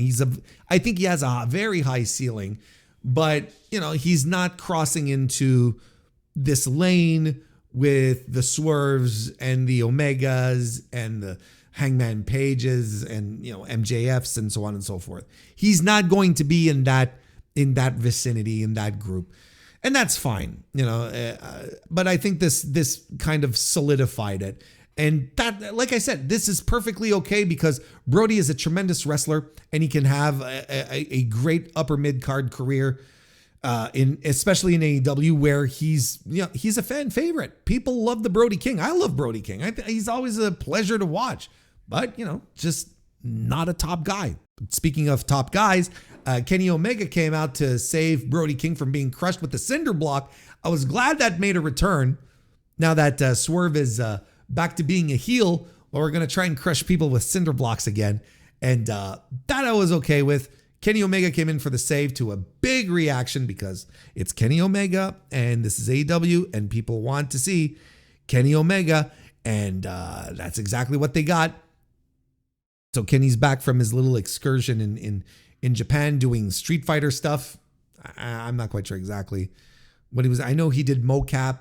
I guess it was doing some promotion too. I don't know exactly what was going on. Tekla defeated Chris Statlander to retain the AEW Women's World Championship in a 2 out of 3 falls match. She won the match 2-1, of course. Tekla won the first pin with an O'Connor roll, a bridging O'Connor roll, as she was holding the rope on top of that. Fall number 2 was won by Statlander. This was the most juiciest part of the match here. There was a lot of stuff going on, a lot of back and forth, a lot of action. Had a whole thing with the referee's belt as well. There was the first pin or everything leading up to it was very, just setting things up. But the second part, Statlander really was in control and was hitting a lot of power moves. And it was really that, like I said, the juiciest part. That one had the most meat on the bone. And then after that, leading to the third pin, well, the Sisters of Sin run in and run all sorts of interference. And then I thought the match just devolved into chaos and it really lost a lot of its flair and its meaning. Like, I was really looking forward to Tekla and Stat building off of the great second pinfall stuff that they had all worked to. I thought we were going to go higher and higher and higher, but no, we just, we took another way out of there, and it sort of diminished my enjoyment of the match. However, what we did get was really, really good, but it's a shame because you kind of felt it could have gone harder and faster.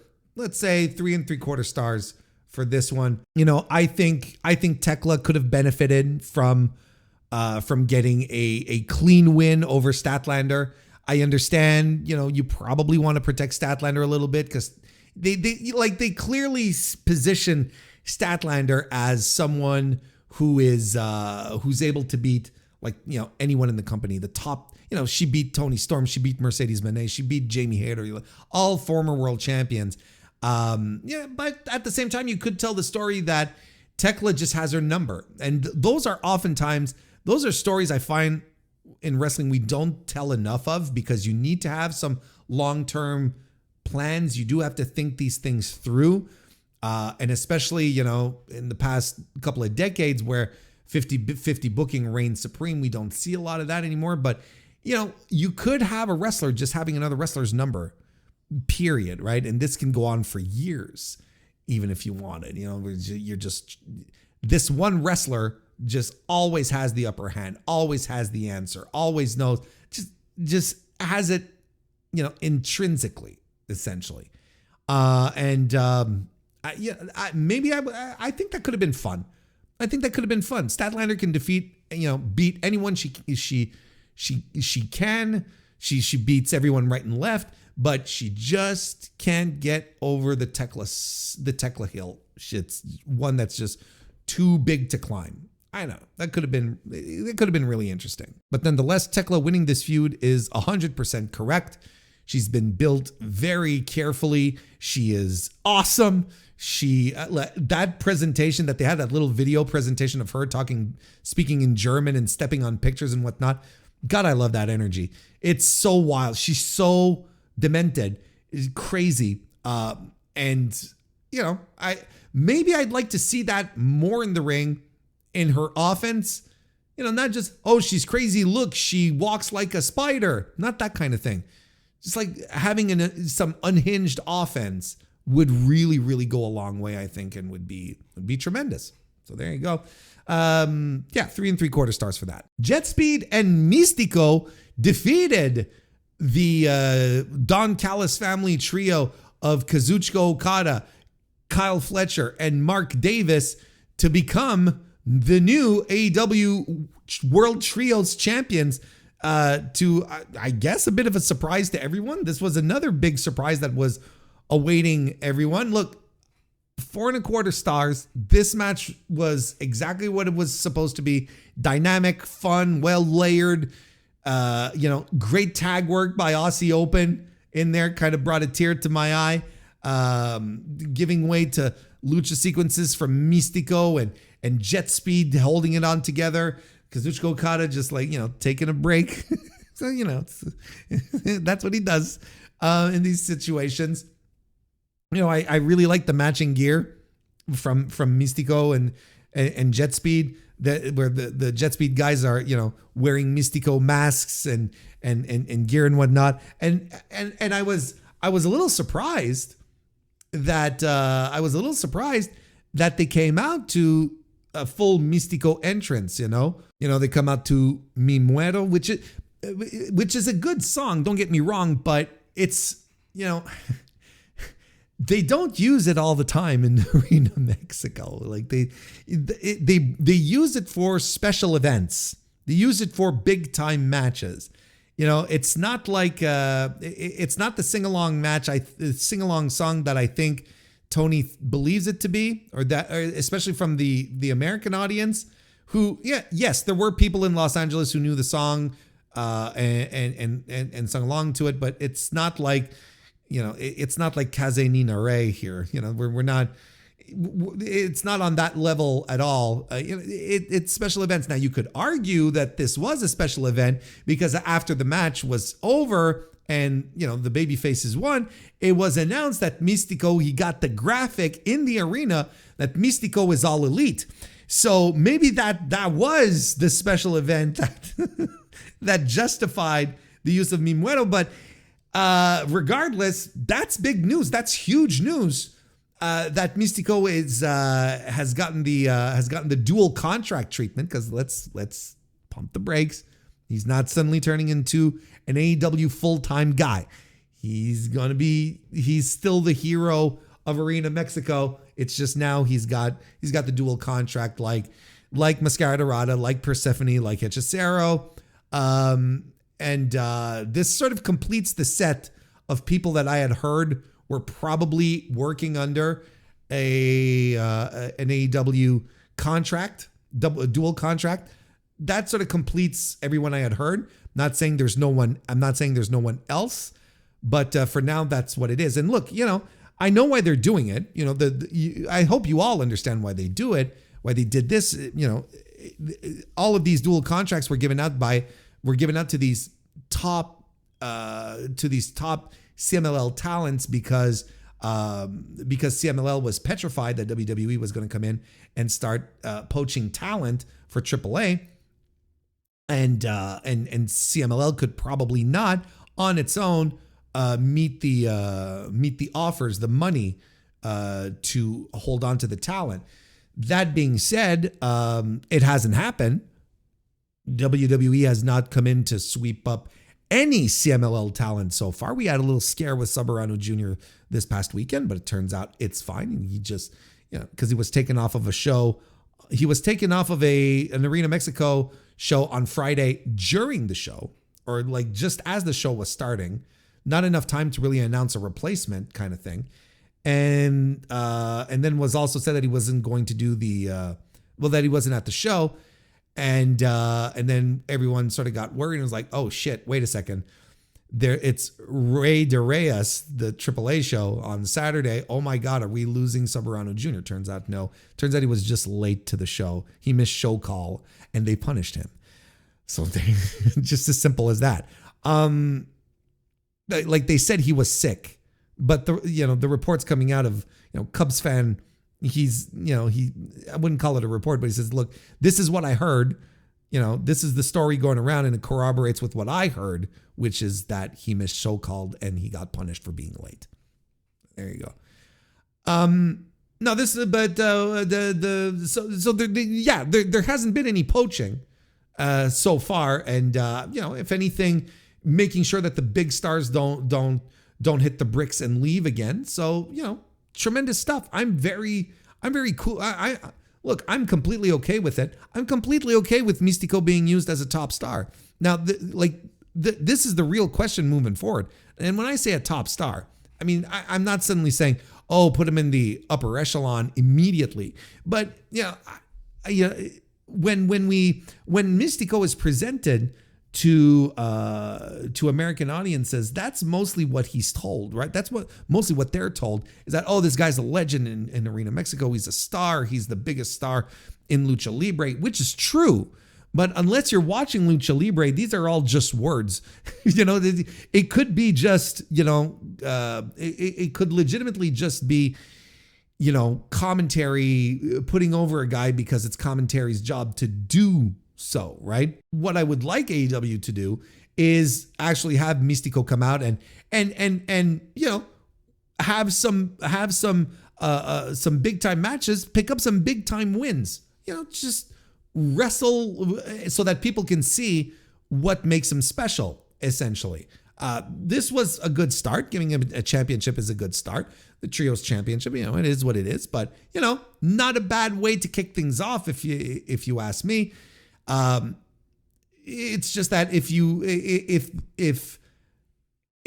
Mystico is to be understood as the top guy that he is, he has to be treated like that on AEW television. Again, I'm not saying belt him up, put on, erase all plans and strap him up with the world championship. That's not what I'm saying.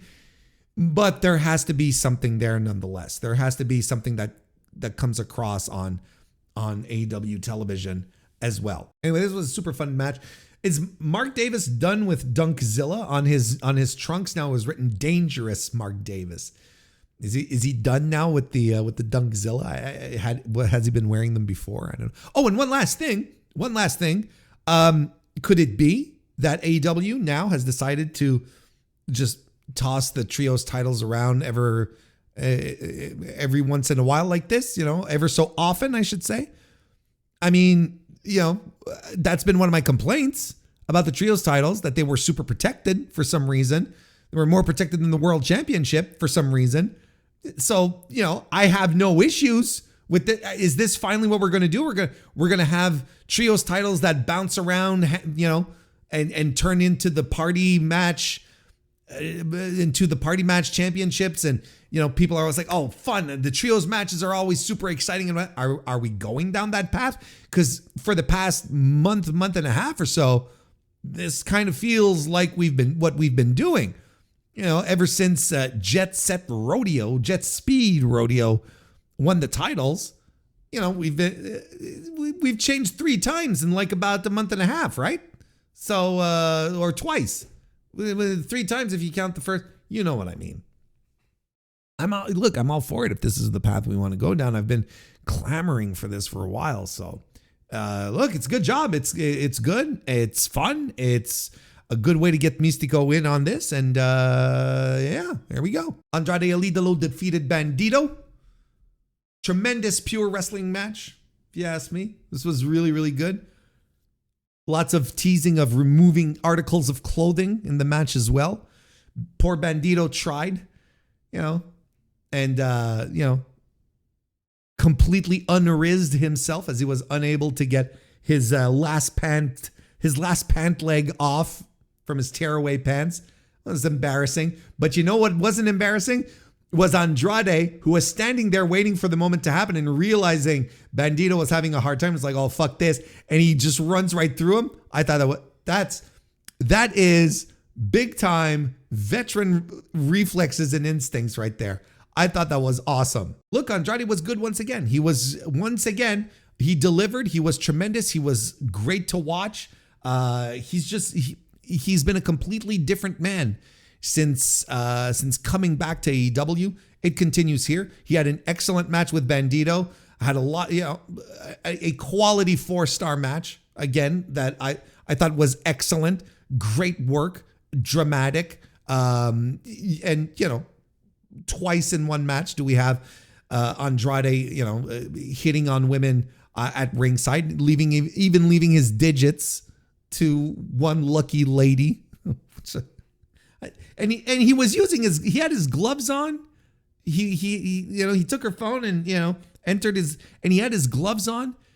How does that work? Does he have one of these special gloves? Do his in-ring gloves have this, the contact sensitive stuff so that it registers on a phone? Because if you're just wearing a typical glove, your phone is not going to pick up your touch commands, right? It's not going to detect your fingertips unless you have like those special, I don't know what you call them, but you know what I mean. And if so, those are, boy, that guy's thought of everything. He says, even when I'm wrestling, I'm going to have to get gloves that just in case while I'm wrestling, I run into a good-looking lady with whom I would like to exchange my digits with. I got to be prepared for all of these eventualities. Bandito was also very good. Bandito did a 21 plex with Andrade flat on his fucking stomach. And that was impressive as hell. I was like, that is amazing.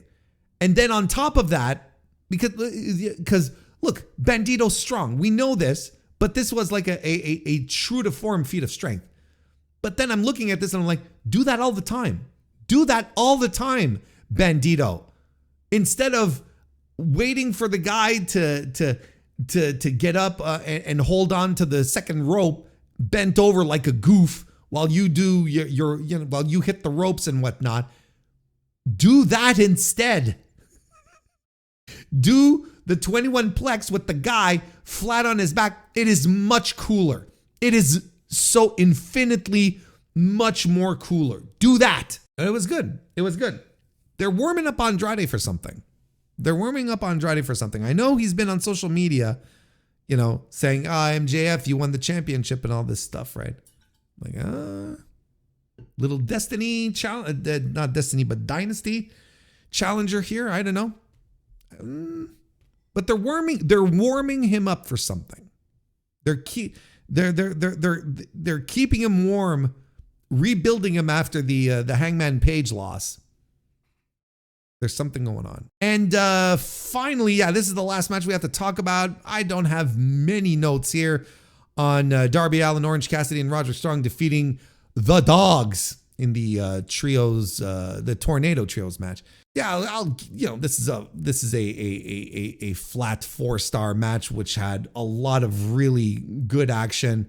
Man, I mean the dogs here, they were working so strong in this one. Like the strikes that Orange Cassidy was eating in that sequence where he was doing like the weak chops and all that. Holy shit. All three of them just laid in the heaviest fucking strikes.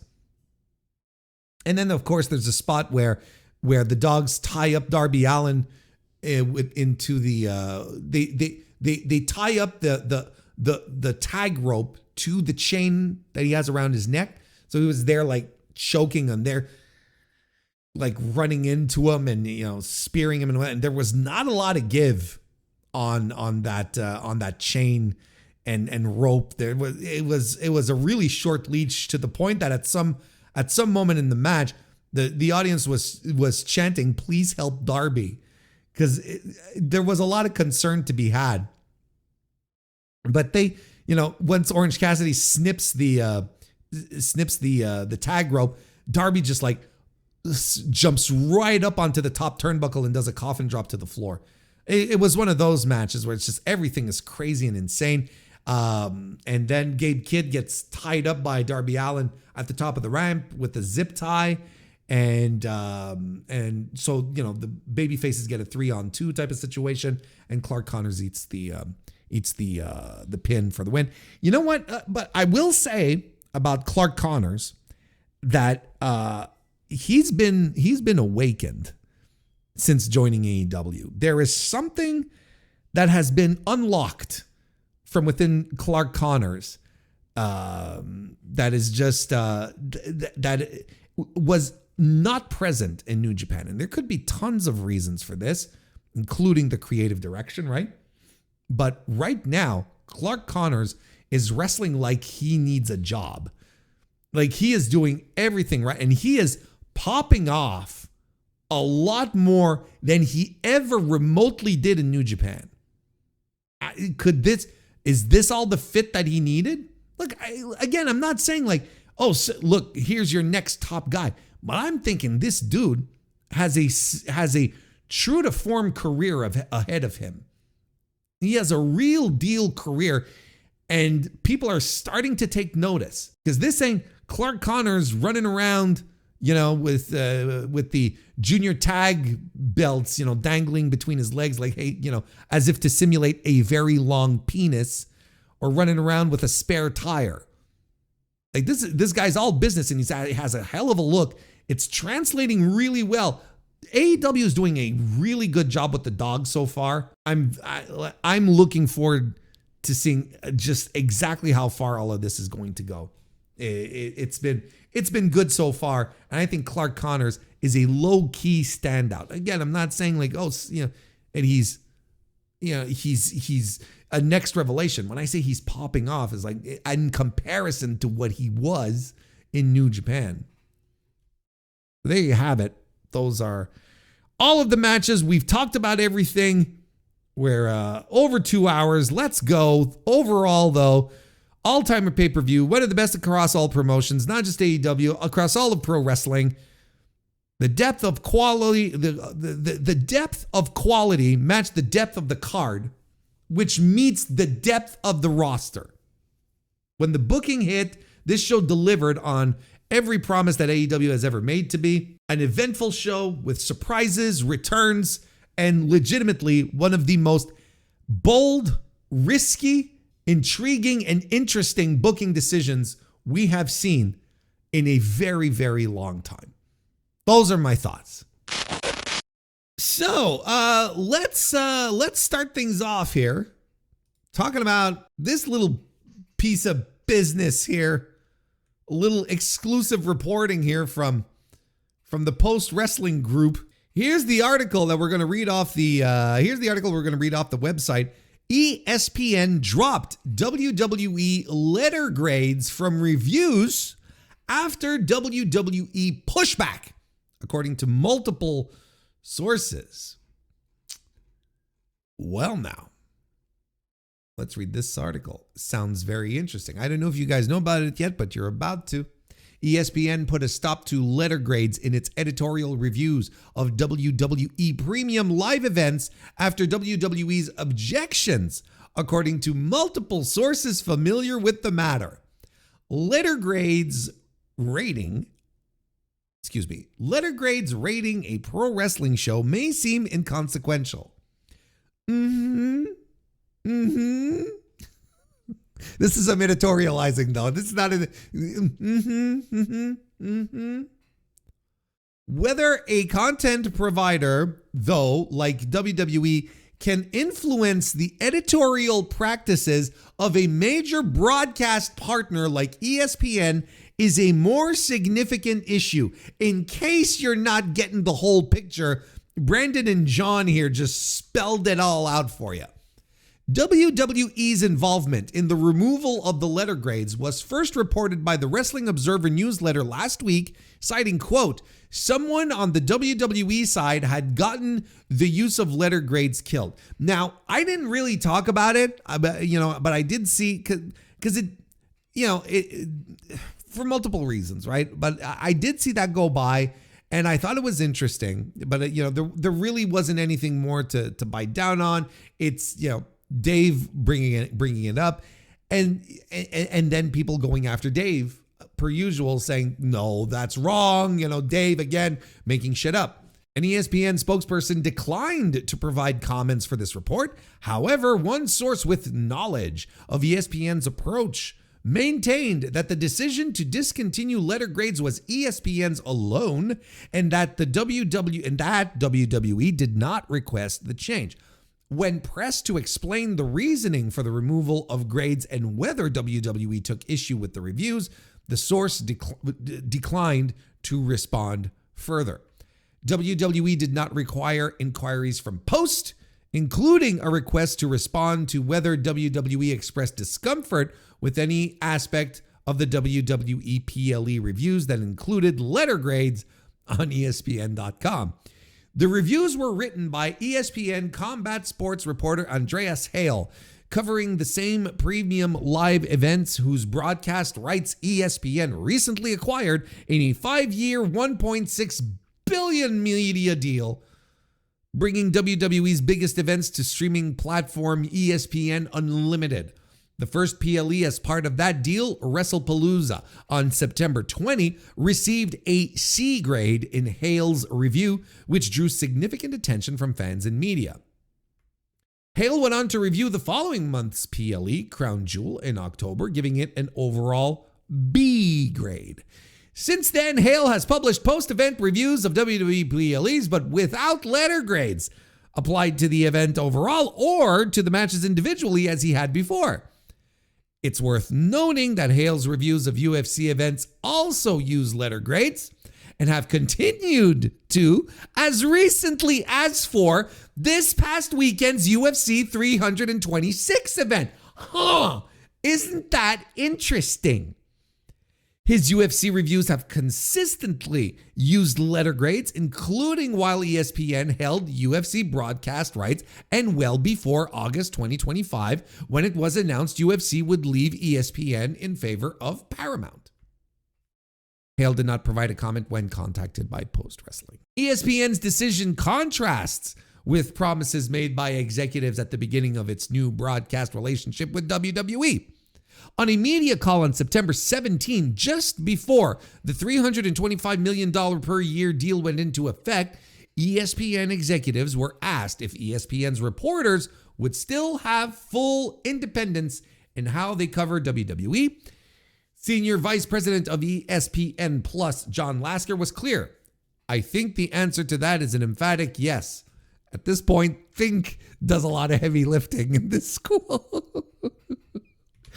The other executive on the call, then Vice President of Programming and Acquisitions, Matt Kenny, who moved to CBS Sports in October, agreed. Unequivocal yes. That's separation of church and state. In their roles, Lasker and Kenny were not necessarily overseeing ESPN's journalistic work. However, Post Wrestling contacted ESPN's editorial leadership for comment, but they did not provide statements. Hale authored a piece with original comments from Seth Rollins, which ran on September 18, 2 days before WrestlePalooza, the event Hale gave a mixed review. Since then, ESPN's digital reporters who previously had frequent access to WWE talent haven't had a new story with original comments from WWE talent. An ESPN spokesperson did not respond to a question about whether ESPN reporters on the editorial side have recently had difficulty getting access to WWE talent. The source with knowledge of ESPN's approach contended there have been no issues with access, pointing to WWE talent appearing on ESPN's televised broadcasts. However, the source did not provide, and we could not find any examples of recent access granted to ESPN's digital editorial staff for original reporting or interviews since September. Hale's 2-letter grade reviews were in line with the consensus of fan opinion of the same events, at least where that the sentiment is measurable on websites that gather crowdsourced ratings for WWE PLEs. On top of it all, WrestlePalooza, which Hale graded a C, currently has an average rating of 2.4 out of 5 based on ratings from about 1,400 users on the Dropkick app, which is very much populated by WWE fans. On cagematch.net, which uses a 10-point scale, WrestlePalooza currently rated 5.31 on an average of ratings from 293 users. Crown Jewel, which Hale graded as a B, has a 4.0 out of 5 on Dropkick and a 8.21 out of 10 on Cage Match. This is all very normal. You know, like all of this is extremely normal here. WWE's influence over ESPN's coverage of its PLEs follows the company's move this past summer to discontinue its post-PLE press conferences, ending a multi-year practice that gave media direct access to talent and rare access to WWE Chief Content Officer Paul Levesque. Ties between WWE and ESPN run deeper than their relatively new media deal. WWE President Nick Khan spent years as a sports media agent at CAA, representing many ESPN on-air personalities, including Stephen A. Smith and Mike Greenberg. TKO President Mark Shapiro was previously Executive Vice President of Programming and Production at ESPN until 2005. Oh, there's so much going on here, kids. There's so much going on. So, look, there's really a lot to break down here. And you know, the Post Wrestling guys pointed it out. But I think, not only do I think, I know, I am in complete agreement with them.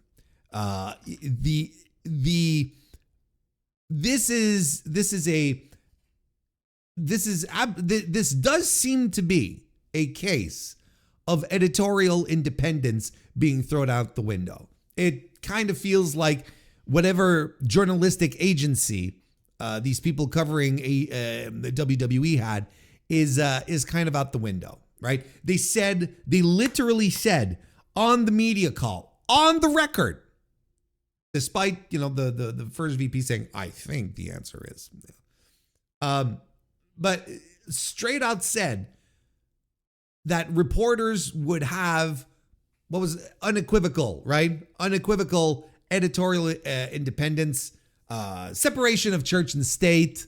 Those were the exact words, and it happened anyway. And it seems to have happened anyway. And it's embarrassing, and it's a credibility destroying contradiction at the same time. And the embarrassment in all of this comes from ESPN, bending the knee to WWE over these ratings, right? Over these little ratings that everyone gets upset about for some reason. And yet there's a consensus everywhere that WrestlePalooza was not a good show. It was voted the worst pay-per-view of the year in the Wrestling Observer Awards this year. for 2025, of course. You know, it seems like it's a lot of it's a lot of sadness. It's a lot of softness, I should say, for just a couple of for just a couple of ratings that weren't even necessarily controversial. I mean, it's a C. C is average. It's passing. It's like, all right, you're fine. You know, it's like, okay, you know, you slide, you know, it's just it's fine. And the ratings everywhere else support the C as well. I mean, the fan base was out there saying, yeah, this wasn't really good, but then people got upset about it. And you know what it is? It's always the same people who get upset about this. It's the same people. It's the same people who get upset at Dave's star ratings. It's the exact same people who get upset at Dave's star ratings, and then will turn around and say, well, Dave is irrelevant and his star ratings don't matter, but they will systematically get upset about it. I think the Venn diagram between the people who complained about the C grade and the people who complain about Dave's ratings is a circle, actually. I think it's exactly the same people. And I don't understand how first of all, anyone sticks up for $1 billion company that doesn't care about you, that just cares about you putting your, diving into your pockets and pulling out your credit card. That's ultimately what corporations want from you. I don't know why you care about that, and because they certainly don't care about you. I don't care. I don't understand why they stand up for I don't understand why they stand up for a corporation like that. I don't understand why they do it, and they get into vehement battles about it too. It's not just, I disagree with it. They go out there and they get extremely upset, and the level of insecurity that exists on that level with the people online, going out there to stick up and defend WWE for this is preposterous to me.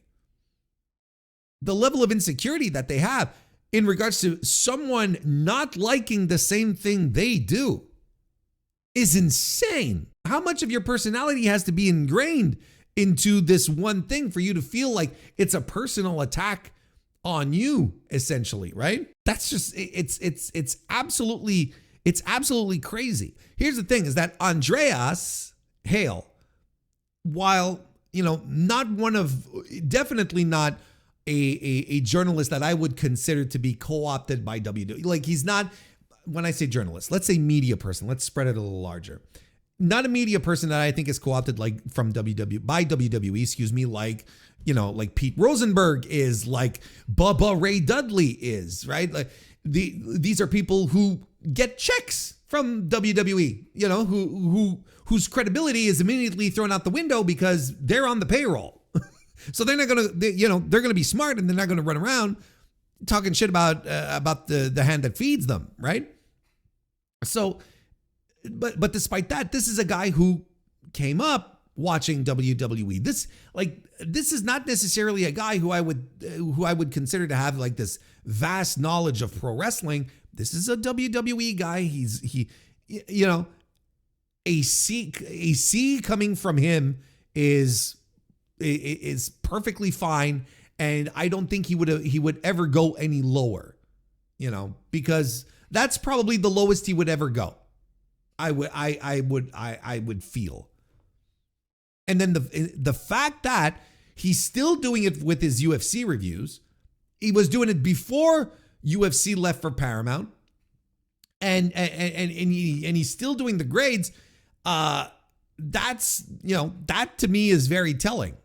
Like it's again proof that the agency that the journalists have is out the door. And here's another thing to keep in mind here. Here's another thing to put into your brain. If ESPN is ready to bend the knee and adapt its editorial policies to make WWE happy, imagine what they're ready to do for the NFL. which, if you recall, owns a 10% stake in ESPN, and WWE doesn't. WWE is just a chump that ESPN is paying for. And then WWE comes after them on top of that and says, hey, on top of all the money you're giving us, you're going to have to do things the way we like. I don't understand what position of power WWE has, or TKO has, in this circumstance. It's crazy for me. The deal, $1.6 billion. It's not ESPN who's getting that money. It's WWE. If I were truly impartial, ESPN. If I were on ESPN's side, I'd be like, hey, listen, we're already giving you $1.6 billion. You're gonna leave us do our thing now, okay? Enjoy the money. Go put on a good show, and we'll give you some good grades instead. Right? And that's the thing. That's the thing. That's one of the things that is the most baffling here. And since, like the article mentioned, right? Since WrestlePalooza in September, ESPN's digital reporters haven't published a single story with original comments from WWE talent, despite previously having really regular access. No one at ESPN or WWE has explained why. So there you go. There's your, on top of it all, there's your access journalism angle going there. It's very scummy. And look, like we've said in the past, or like the article just said, I should say, Nick Khan, before being president of WWE, he was a high-powered wheeling and dealing sports agent, repping ESPN on-air talent. And then Mark Shapiro was a vice president of, he was previously an ESPN executive. So they know the people in charge there. They can make calls. And it's just, they can do it on a friendly basis. They don't even have to be calling necessarily to threaten. It's just like, hey, man, do you think you could do something about this? We're pals. We're chums. And all of this does, what all this ends up doing is that it exposes WWE for the soft as fuck people that they are.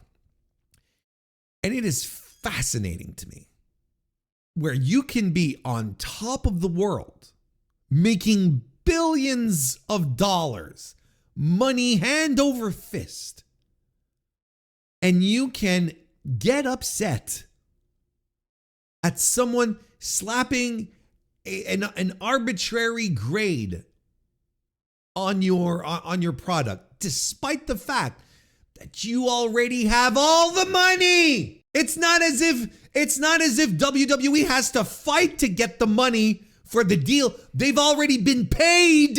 They've already had the deal sealed. This isn't like a movie where they're absolutely depending on box office receipts and so on and so forth. WWE already has the money in the bank. The money's already spent. It's fine.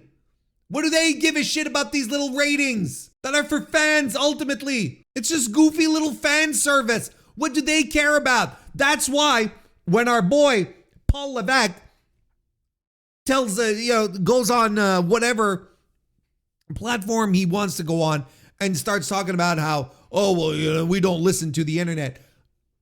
Look, we all knew it was bullshit, but now we have more than enough proof that it's bullshit. This is 100% proof that it is bullshit, that this company follows exactly what's going on online and what people are talking about. There's no two ways about it. You can't pretend. If your company has to make a move here because of a bad grade from a publication online, it's ridiculous. And then what does WWE do? Well, it restricts access. It restricts access to their WWE superstars. I wonder how long that's going to last. Now that we're a few weeks out before WrestleMania and, ticket sales are underperforming in regards to TKO's expectations, I wonder how long that's going to take before ESPN has Jade Cargill and Cody Rhodes and CM Punk back on their on the digital side of things, doing interviews and giving written pieces and whatnot to get some hype. I wonder how long this is going to last. This company, man, just the softest motherfuckers alive. Just like their fans, just like their fans, just like the people with the blue check marks on Twitter that stand up for them. And here's my parting thought on all of this. You know how a lot of these grifters, use the term, right? It's getting a little played out, but you know what I'm talking about. These grifters, they'll always be out there, shitting on Dave Meltzer when, he says something unpopular about WWE, which really doesn't happen all that often. But nonetheless, when it does happen, and what are they going to say? They're going to say, you're a shill, you're paid and bought for by Tony Khan, Dave, so on and so forth. And everyone mocks them and everyone makes fun of them. And you're like, that's, of course you're going to go down that argument because that road, because that's all you got. When I see things like this right here, where WWE clearly sits in a position where they want to control narratives. I'm not making any jokes. Where they want to control narratives and want to make sure that everyone plays ball with them. Sometimes, and how they're able to just like pull access to their people if, certain outlets aren't playing ball. You have to wonder just how far this goes, how deep all of this goes. Because, the fact that these grifters always tend to accuse Dave of being paid for by AEW, maybe it's just a reflection of what actually happens behind the scenes with WWE. I'm not throwing out any accusations. I'm speculating. We're just talking. We're tinfoil hatting this, okay? Maybe since it's what these grifters know, maybe since this is what they're involved in, well, they figure, it must happen on the other side as well. Maybe that's just their natural reaction because that's how it goes. Maybe for some of these outlets, some of these Twitter people, some of these podcasters, maybe that's just how it goes. Oh, you all you do is glaze AEW, you must be paid for. Which is an insane comment to begin with, because you have to be absolutely fucking brain broken. Like, and I legitimately mean this. You have to be absolutely fucking brain broken to think that someone else might enjoy something else than the thing you enjoy without getting paid. If your only reasoning then is, if he likes this, he has to be paid because there's no way he can like it. That's brain broken rot is what that is. So it leaves me to wonder, maybe it's not just as base level as that. Maybe it's just something very common going around. Exactly, chat. Some projection happening because they see what's going around everywhere on their side of the thing with the people they support. So they figure it probably happens on the other side too. And you know what? Look, maybe it does. Not me. That actually used to be a meme here a few years ago when we joke about me waiting for my checks, my checks from Tony Khan. They still haven't arrived, by the way. And maybe it does happen. Like, I don't know. I don't know of anyone who does it. Definitely in the circles I hang out with, I don't think it would happen with any person that I work with or that I'm associated with. I am very confident in saying that. But, there's all sorts of other outlets other than my little dopey presence on the internet. There's big content creators and whatnot. I don't know what goes on. I don't know what goes on. And I do not care to know either. That's the other thing. Most importantly, I don't want to know this shit. If I'm going to find out that, a certain content creator, a certain podcaster, a certain media personality is being paid by AEW, for instance, if I'm going to learn, I want to learn about it at the same time as everyone else. I don't want to be in a group chat at some point and someone saying, hey, I've got a confession to make. And I don't want to know. I don't want to know any, that's the kind of shit that I don't want to be complicit in. I want to learn it at the same time as everyone else. But you get my point, right? I hope I'm making my point. I hope I'm making my point clear enough that, there's a fair chance that these people now look, seeing how WWE operates, maybe these people that constantly stick up for WWE, maybe they are in the same type of situation where they have arrangements at the very least. Maybe not, maybe not straight out cash payments, but some sort of, arrangements. And they're just doing projection. This is all speculation, right? We don't know. But I find it very weird that every fucking time it comes up, every time Dave is a shill, Dave is paid for by Tony Khan. Every time. I think there might be, anyway, it kind of makes you think that there might be something going on extra. Anyway, you can look at this anyway to close out this story. You can look at this on the level of, it's just ratings. It's just, letter grades. Who cares? You can look at it that way, but it's looking at it absolutely the wrong way. It is, it is a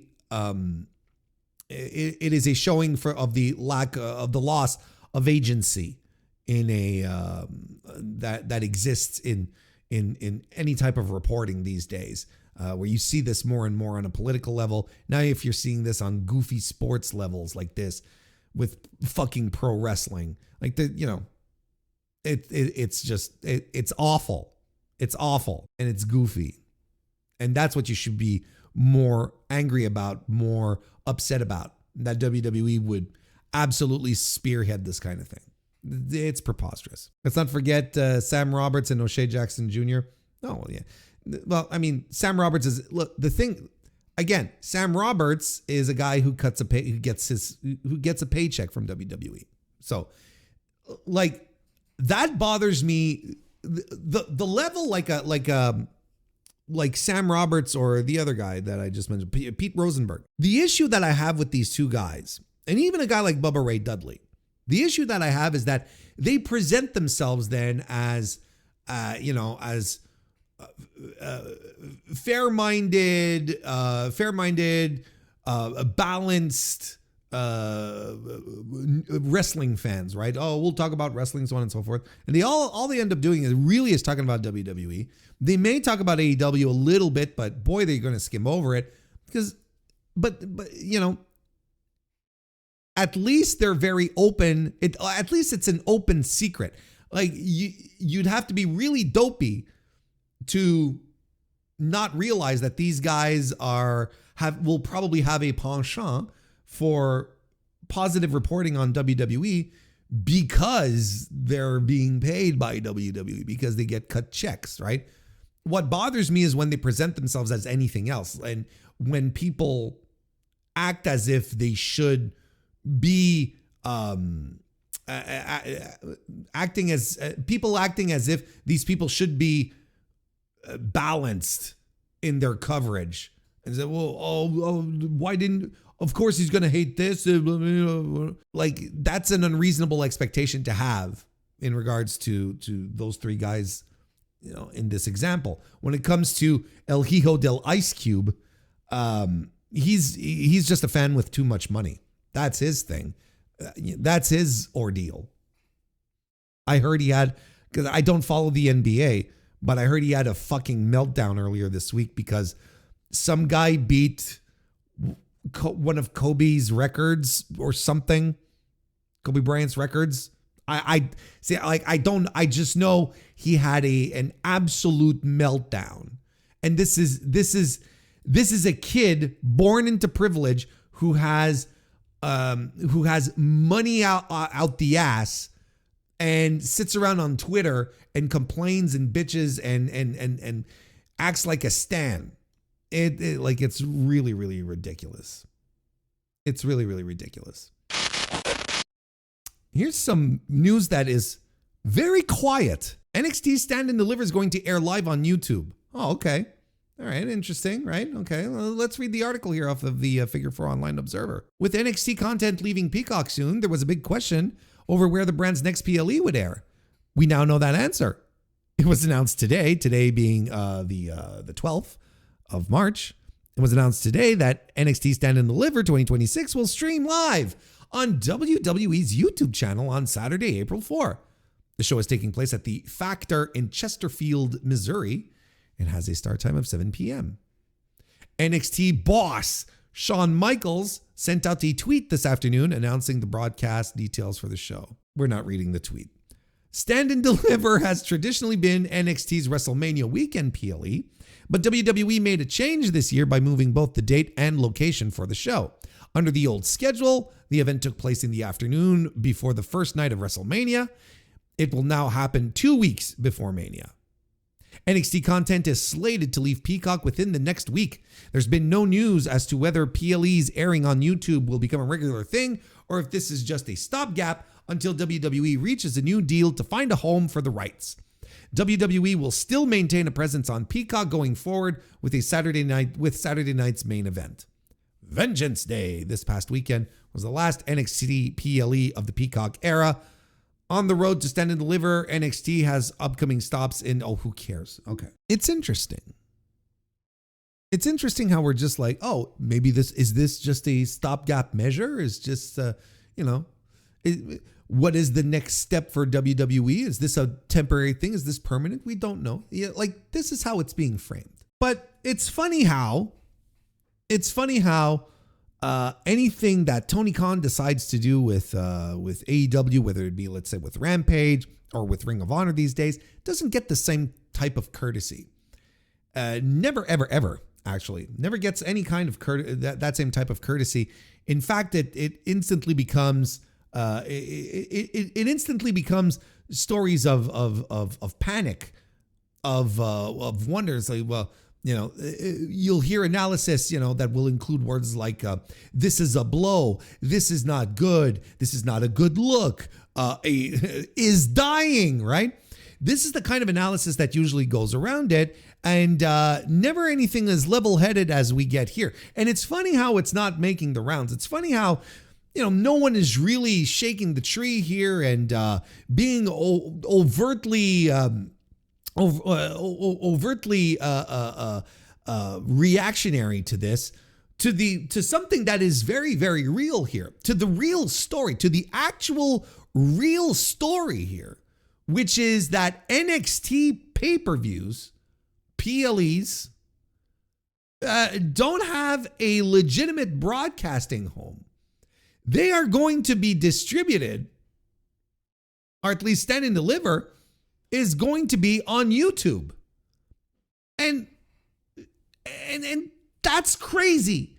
I don't know why I'm the only one just doing this and going, what the fuck is going on here? It's crazy that this company, again, billion-dollar company with multiple media partners, is unable to find a landing place for their NXT PLEs. And no one is reacting about that. It's exactly like when Saturday night's main event was pulled off of NBC and then thrown back onto Peacock. They had one press release go out, say, we're going to bring the magic over to Peacock. Instead of everyone just looking at the press release and saying, this is bunk, you've been canceled. You've been canceled. And now you're being sent to the plan B, but you've been canceled off NBC. And NXT here, in this circumstance, the fact that it doesn't have a place to go is absolutely ridiculous, especially when you consider that NXT is on TV. It's on broadcast TV, right? Like the CW, you can get it with a terrestrial connection, right? With your antenna, with your rabbit ears. You can connect, right? If I'm not mistaken, you don't need cable to get the CW. And yet we can't find a spot for NXT. So everyone, this is certainly a stopgap measure. This is without a doubt just an issue that will be resolved. Or is it that this brand has no value and and Peacock didn't want to fight for it? I mean, we know Peacock didn't fight for it. We know Peacock did not fight to retain any WWE content after they were done, right? After their contract was done. Peacock basically said they were negotiating with WWE, and WWE came back with a number, and Peacock said, that's fine. You're good. All right. Move along. It's fine. So where's this supposed to go? Where is NXT supposed to go? YouTube? That's not spectacular. Look, I'm on fucking YouTube. Okay?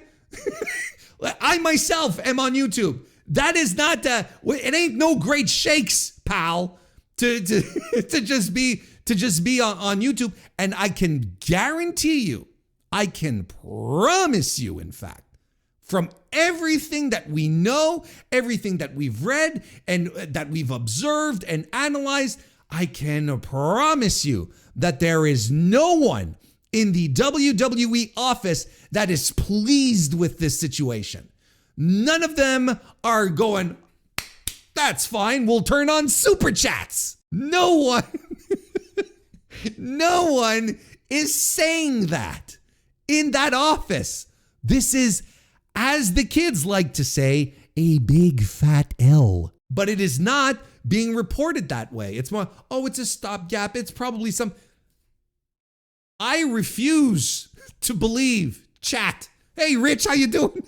I just saw you were here. How you doing? How you doing, Rich? You have you're warming up for your show. You're going to get some energy off of here. You're going to get some tips, some topics. Okay, don't get off track, Warren. I refuse to believe that I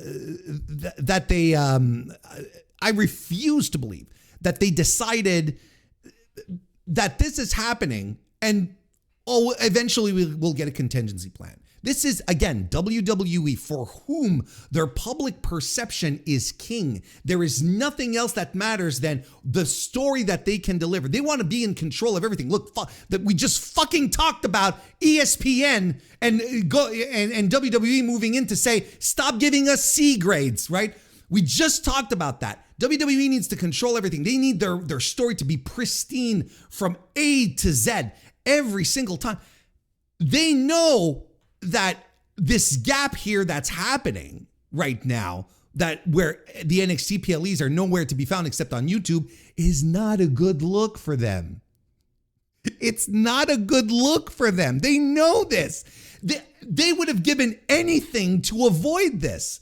The plain, simple fact, boys and girls and everyone in between, is that no one wants to broadcast NXT PLEs. That's all there is to it. Whether it's the price, whether it's the quality of the show, who can, or a combination of both very easily. Thank you very much.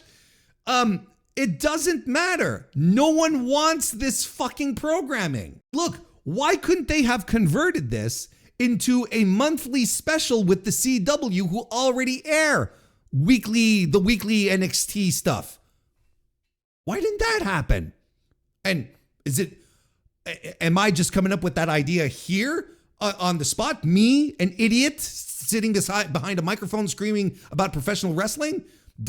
Is this my original idea? You don't think someone in that fucking boardroom thought about it? Don't think they gave a call? You don't think there were talks about it? They tried to find something. There's nothing. This is the story. This is the thing, that NXT cannot find a home. It's not, it's on YouTube and it's probably a stopgap. NXT cannot find a home. That is your story. This company that made that that made headlines saying, oh, we're going to piecemeal everything so that you can get a little bit of us here and a little bit about there. Like, this was part of their strategy, right? And they were big old WWE, and we won't be able, people want to consume, with their linear eyeballs, everything that we have to give here. It's like, fuck me. They can't find a home for their third fucking brand.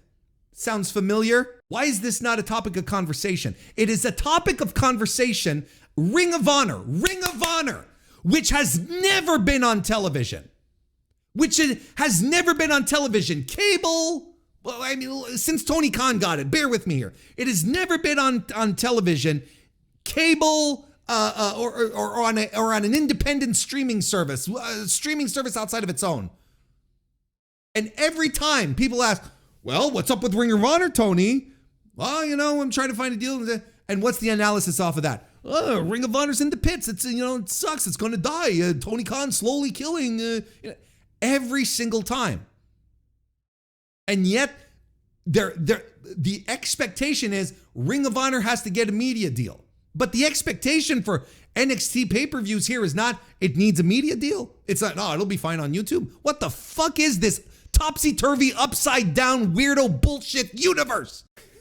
Why am I so jacked up about this? It's extremely frustrating. It's just extremely frustrating when you need to take just like a second or two to think about what's going on, and you're like, oh well, of course, this is not an optimal situation. Do you listen? Do you think Ricky Starks left AEW so that his big pay-per-view matches would be broadcast for free on YouTube? I can guarantee you he didn't. That's for damn sure. Mariah May either. God damn it.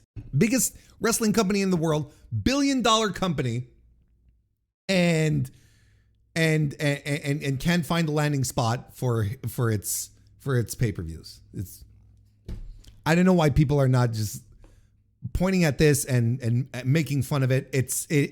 It should be made fun of. Anyway. And that about does it for another edition of the Mr. Warren Hayes Show. Thank you all very much for showing up once again this week. And since you're here at the very end, there is no more excuse. You have to leave a like on the video on YouTube, or you have to leave a 5-star review or a 5-star rating. Them's the rules. I mean, I don't make the rules. I just play the game. We'll be back tomorrow, Thursday, for another edition of the AEW Dynamite review. It's going to be the first Dynamite post Revolution, so that'll be one I'm sure that will be not missed. Ergo, my review will be not missed as well, and I will be back later on in the evening, Thursday evening, for a live stream here on the YouTube channel. So be sure to show up if you're into that kind of stuff, and even if you're not, come on, I'll show you. It'll be a good time. There you go. We're going to leave it at that for now. Thank you once again, everyone, for listening, and I will see you next time.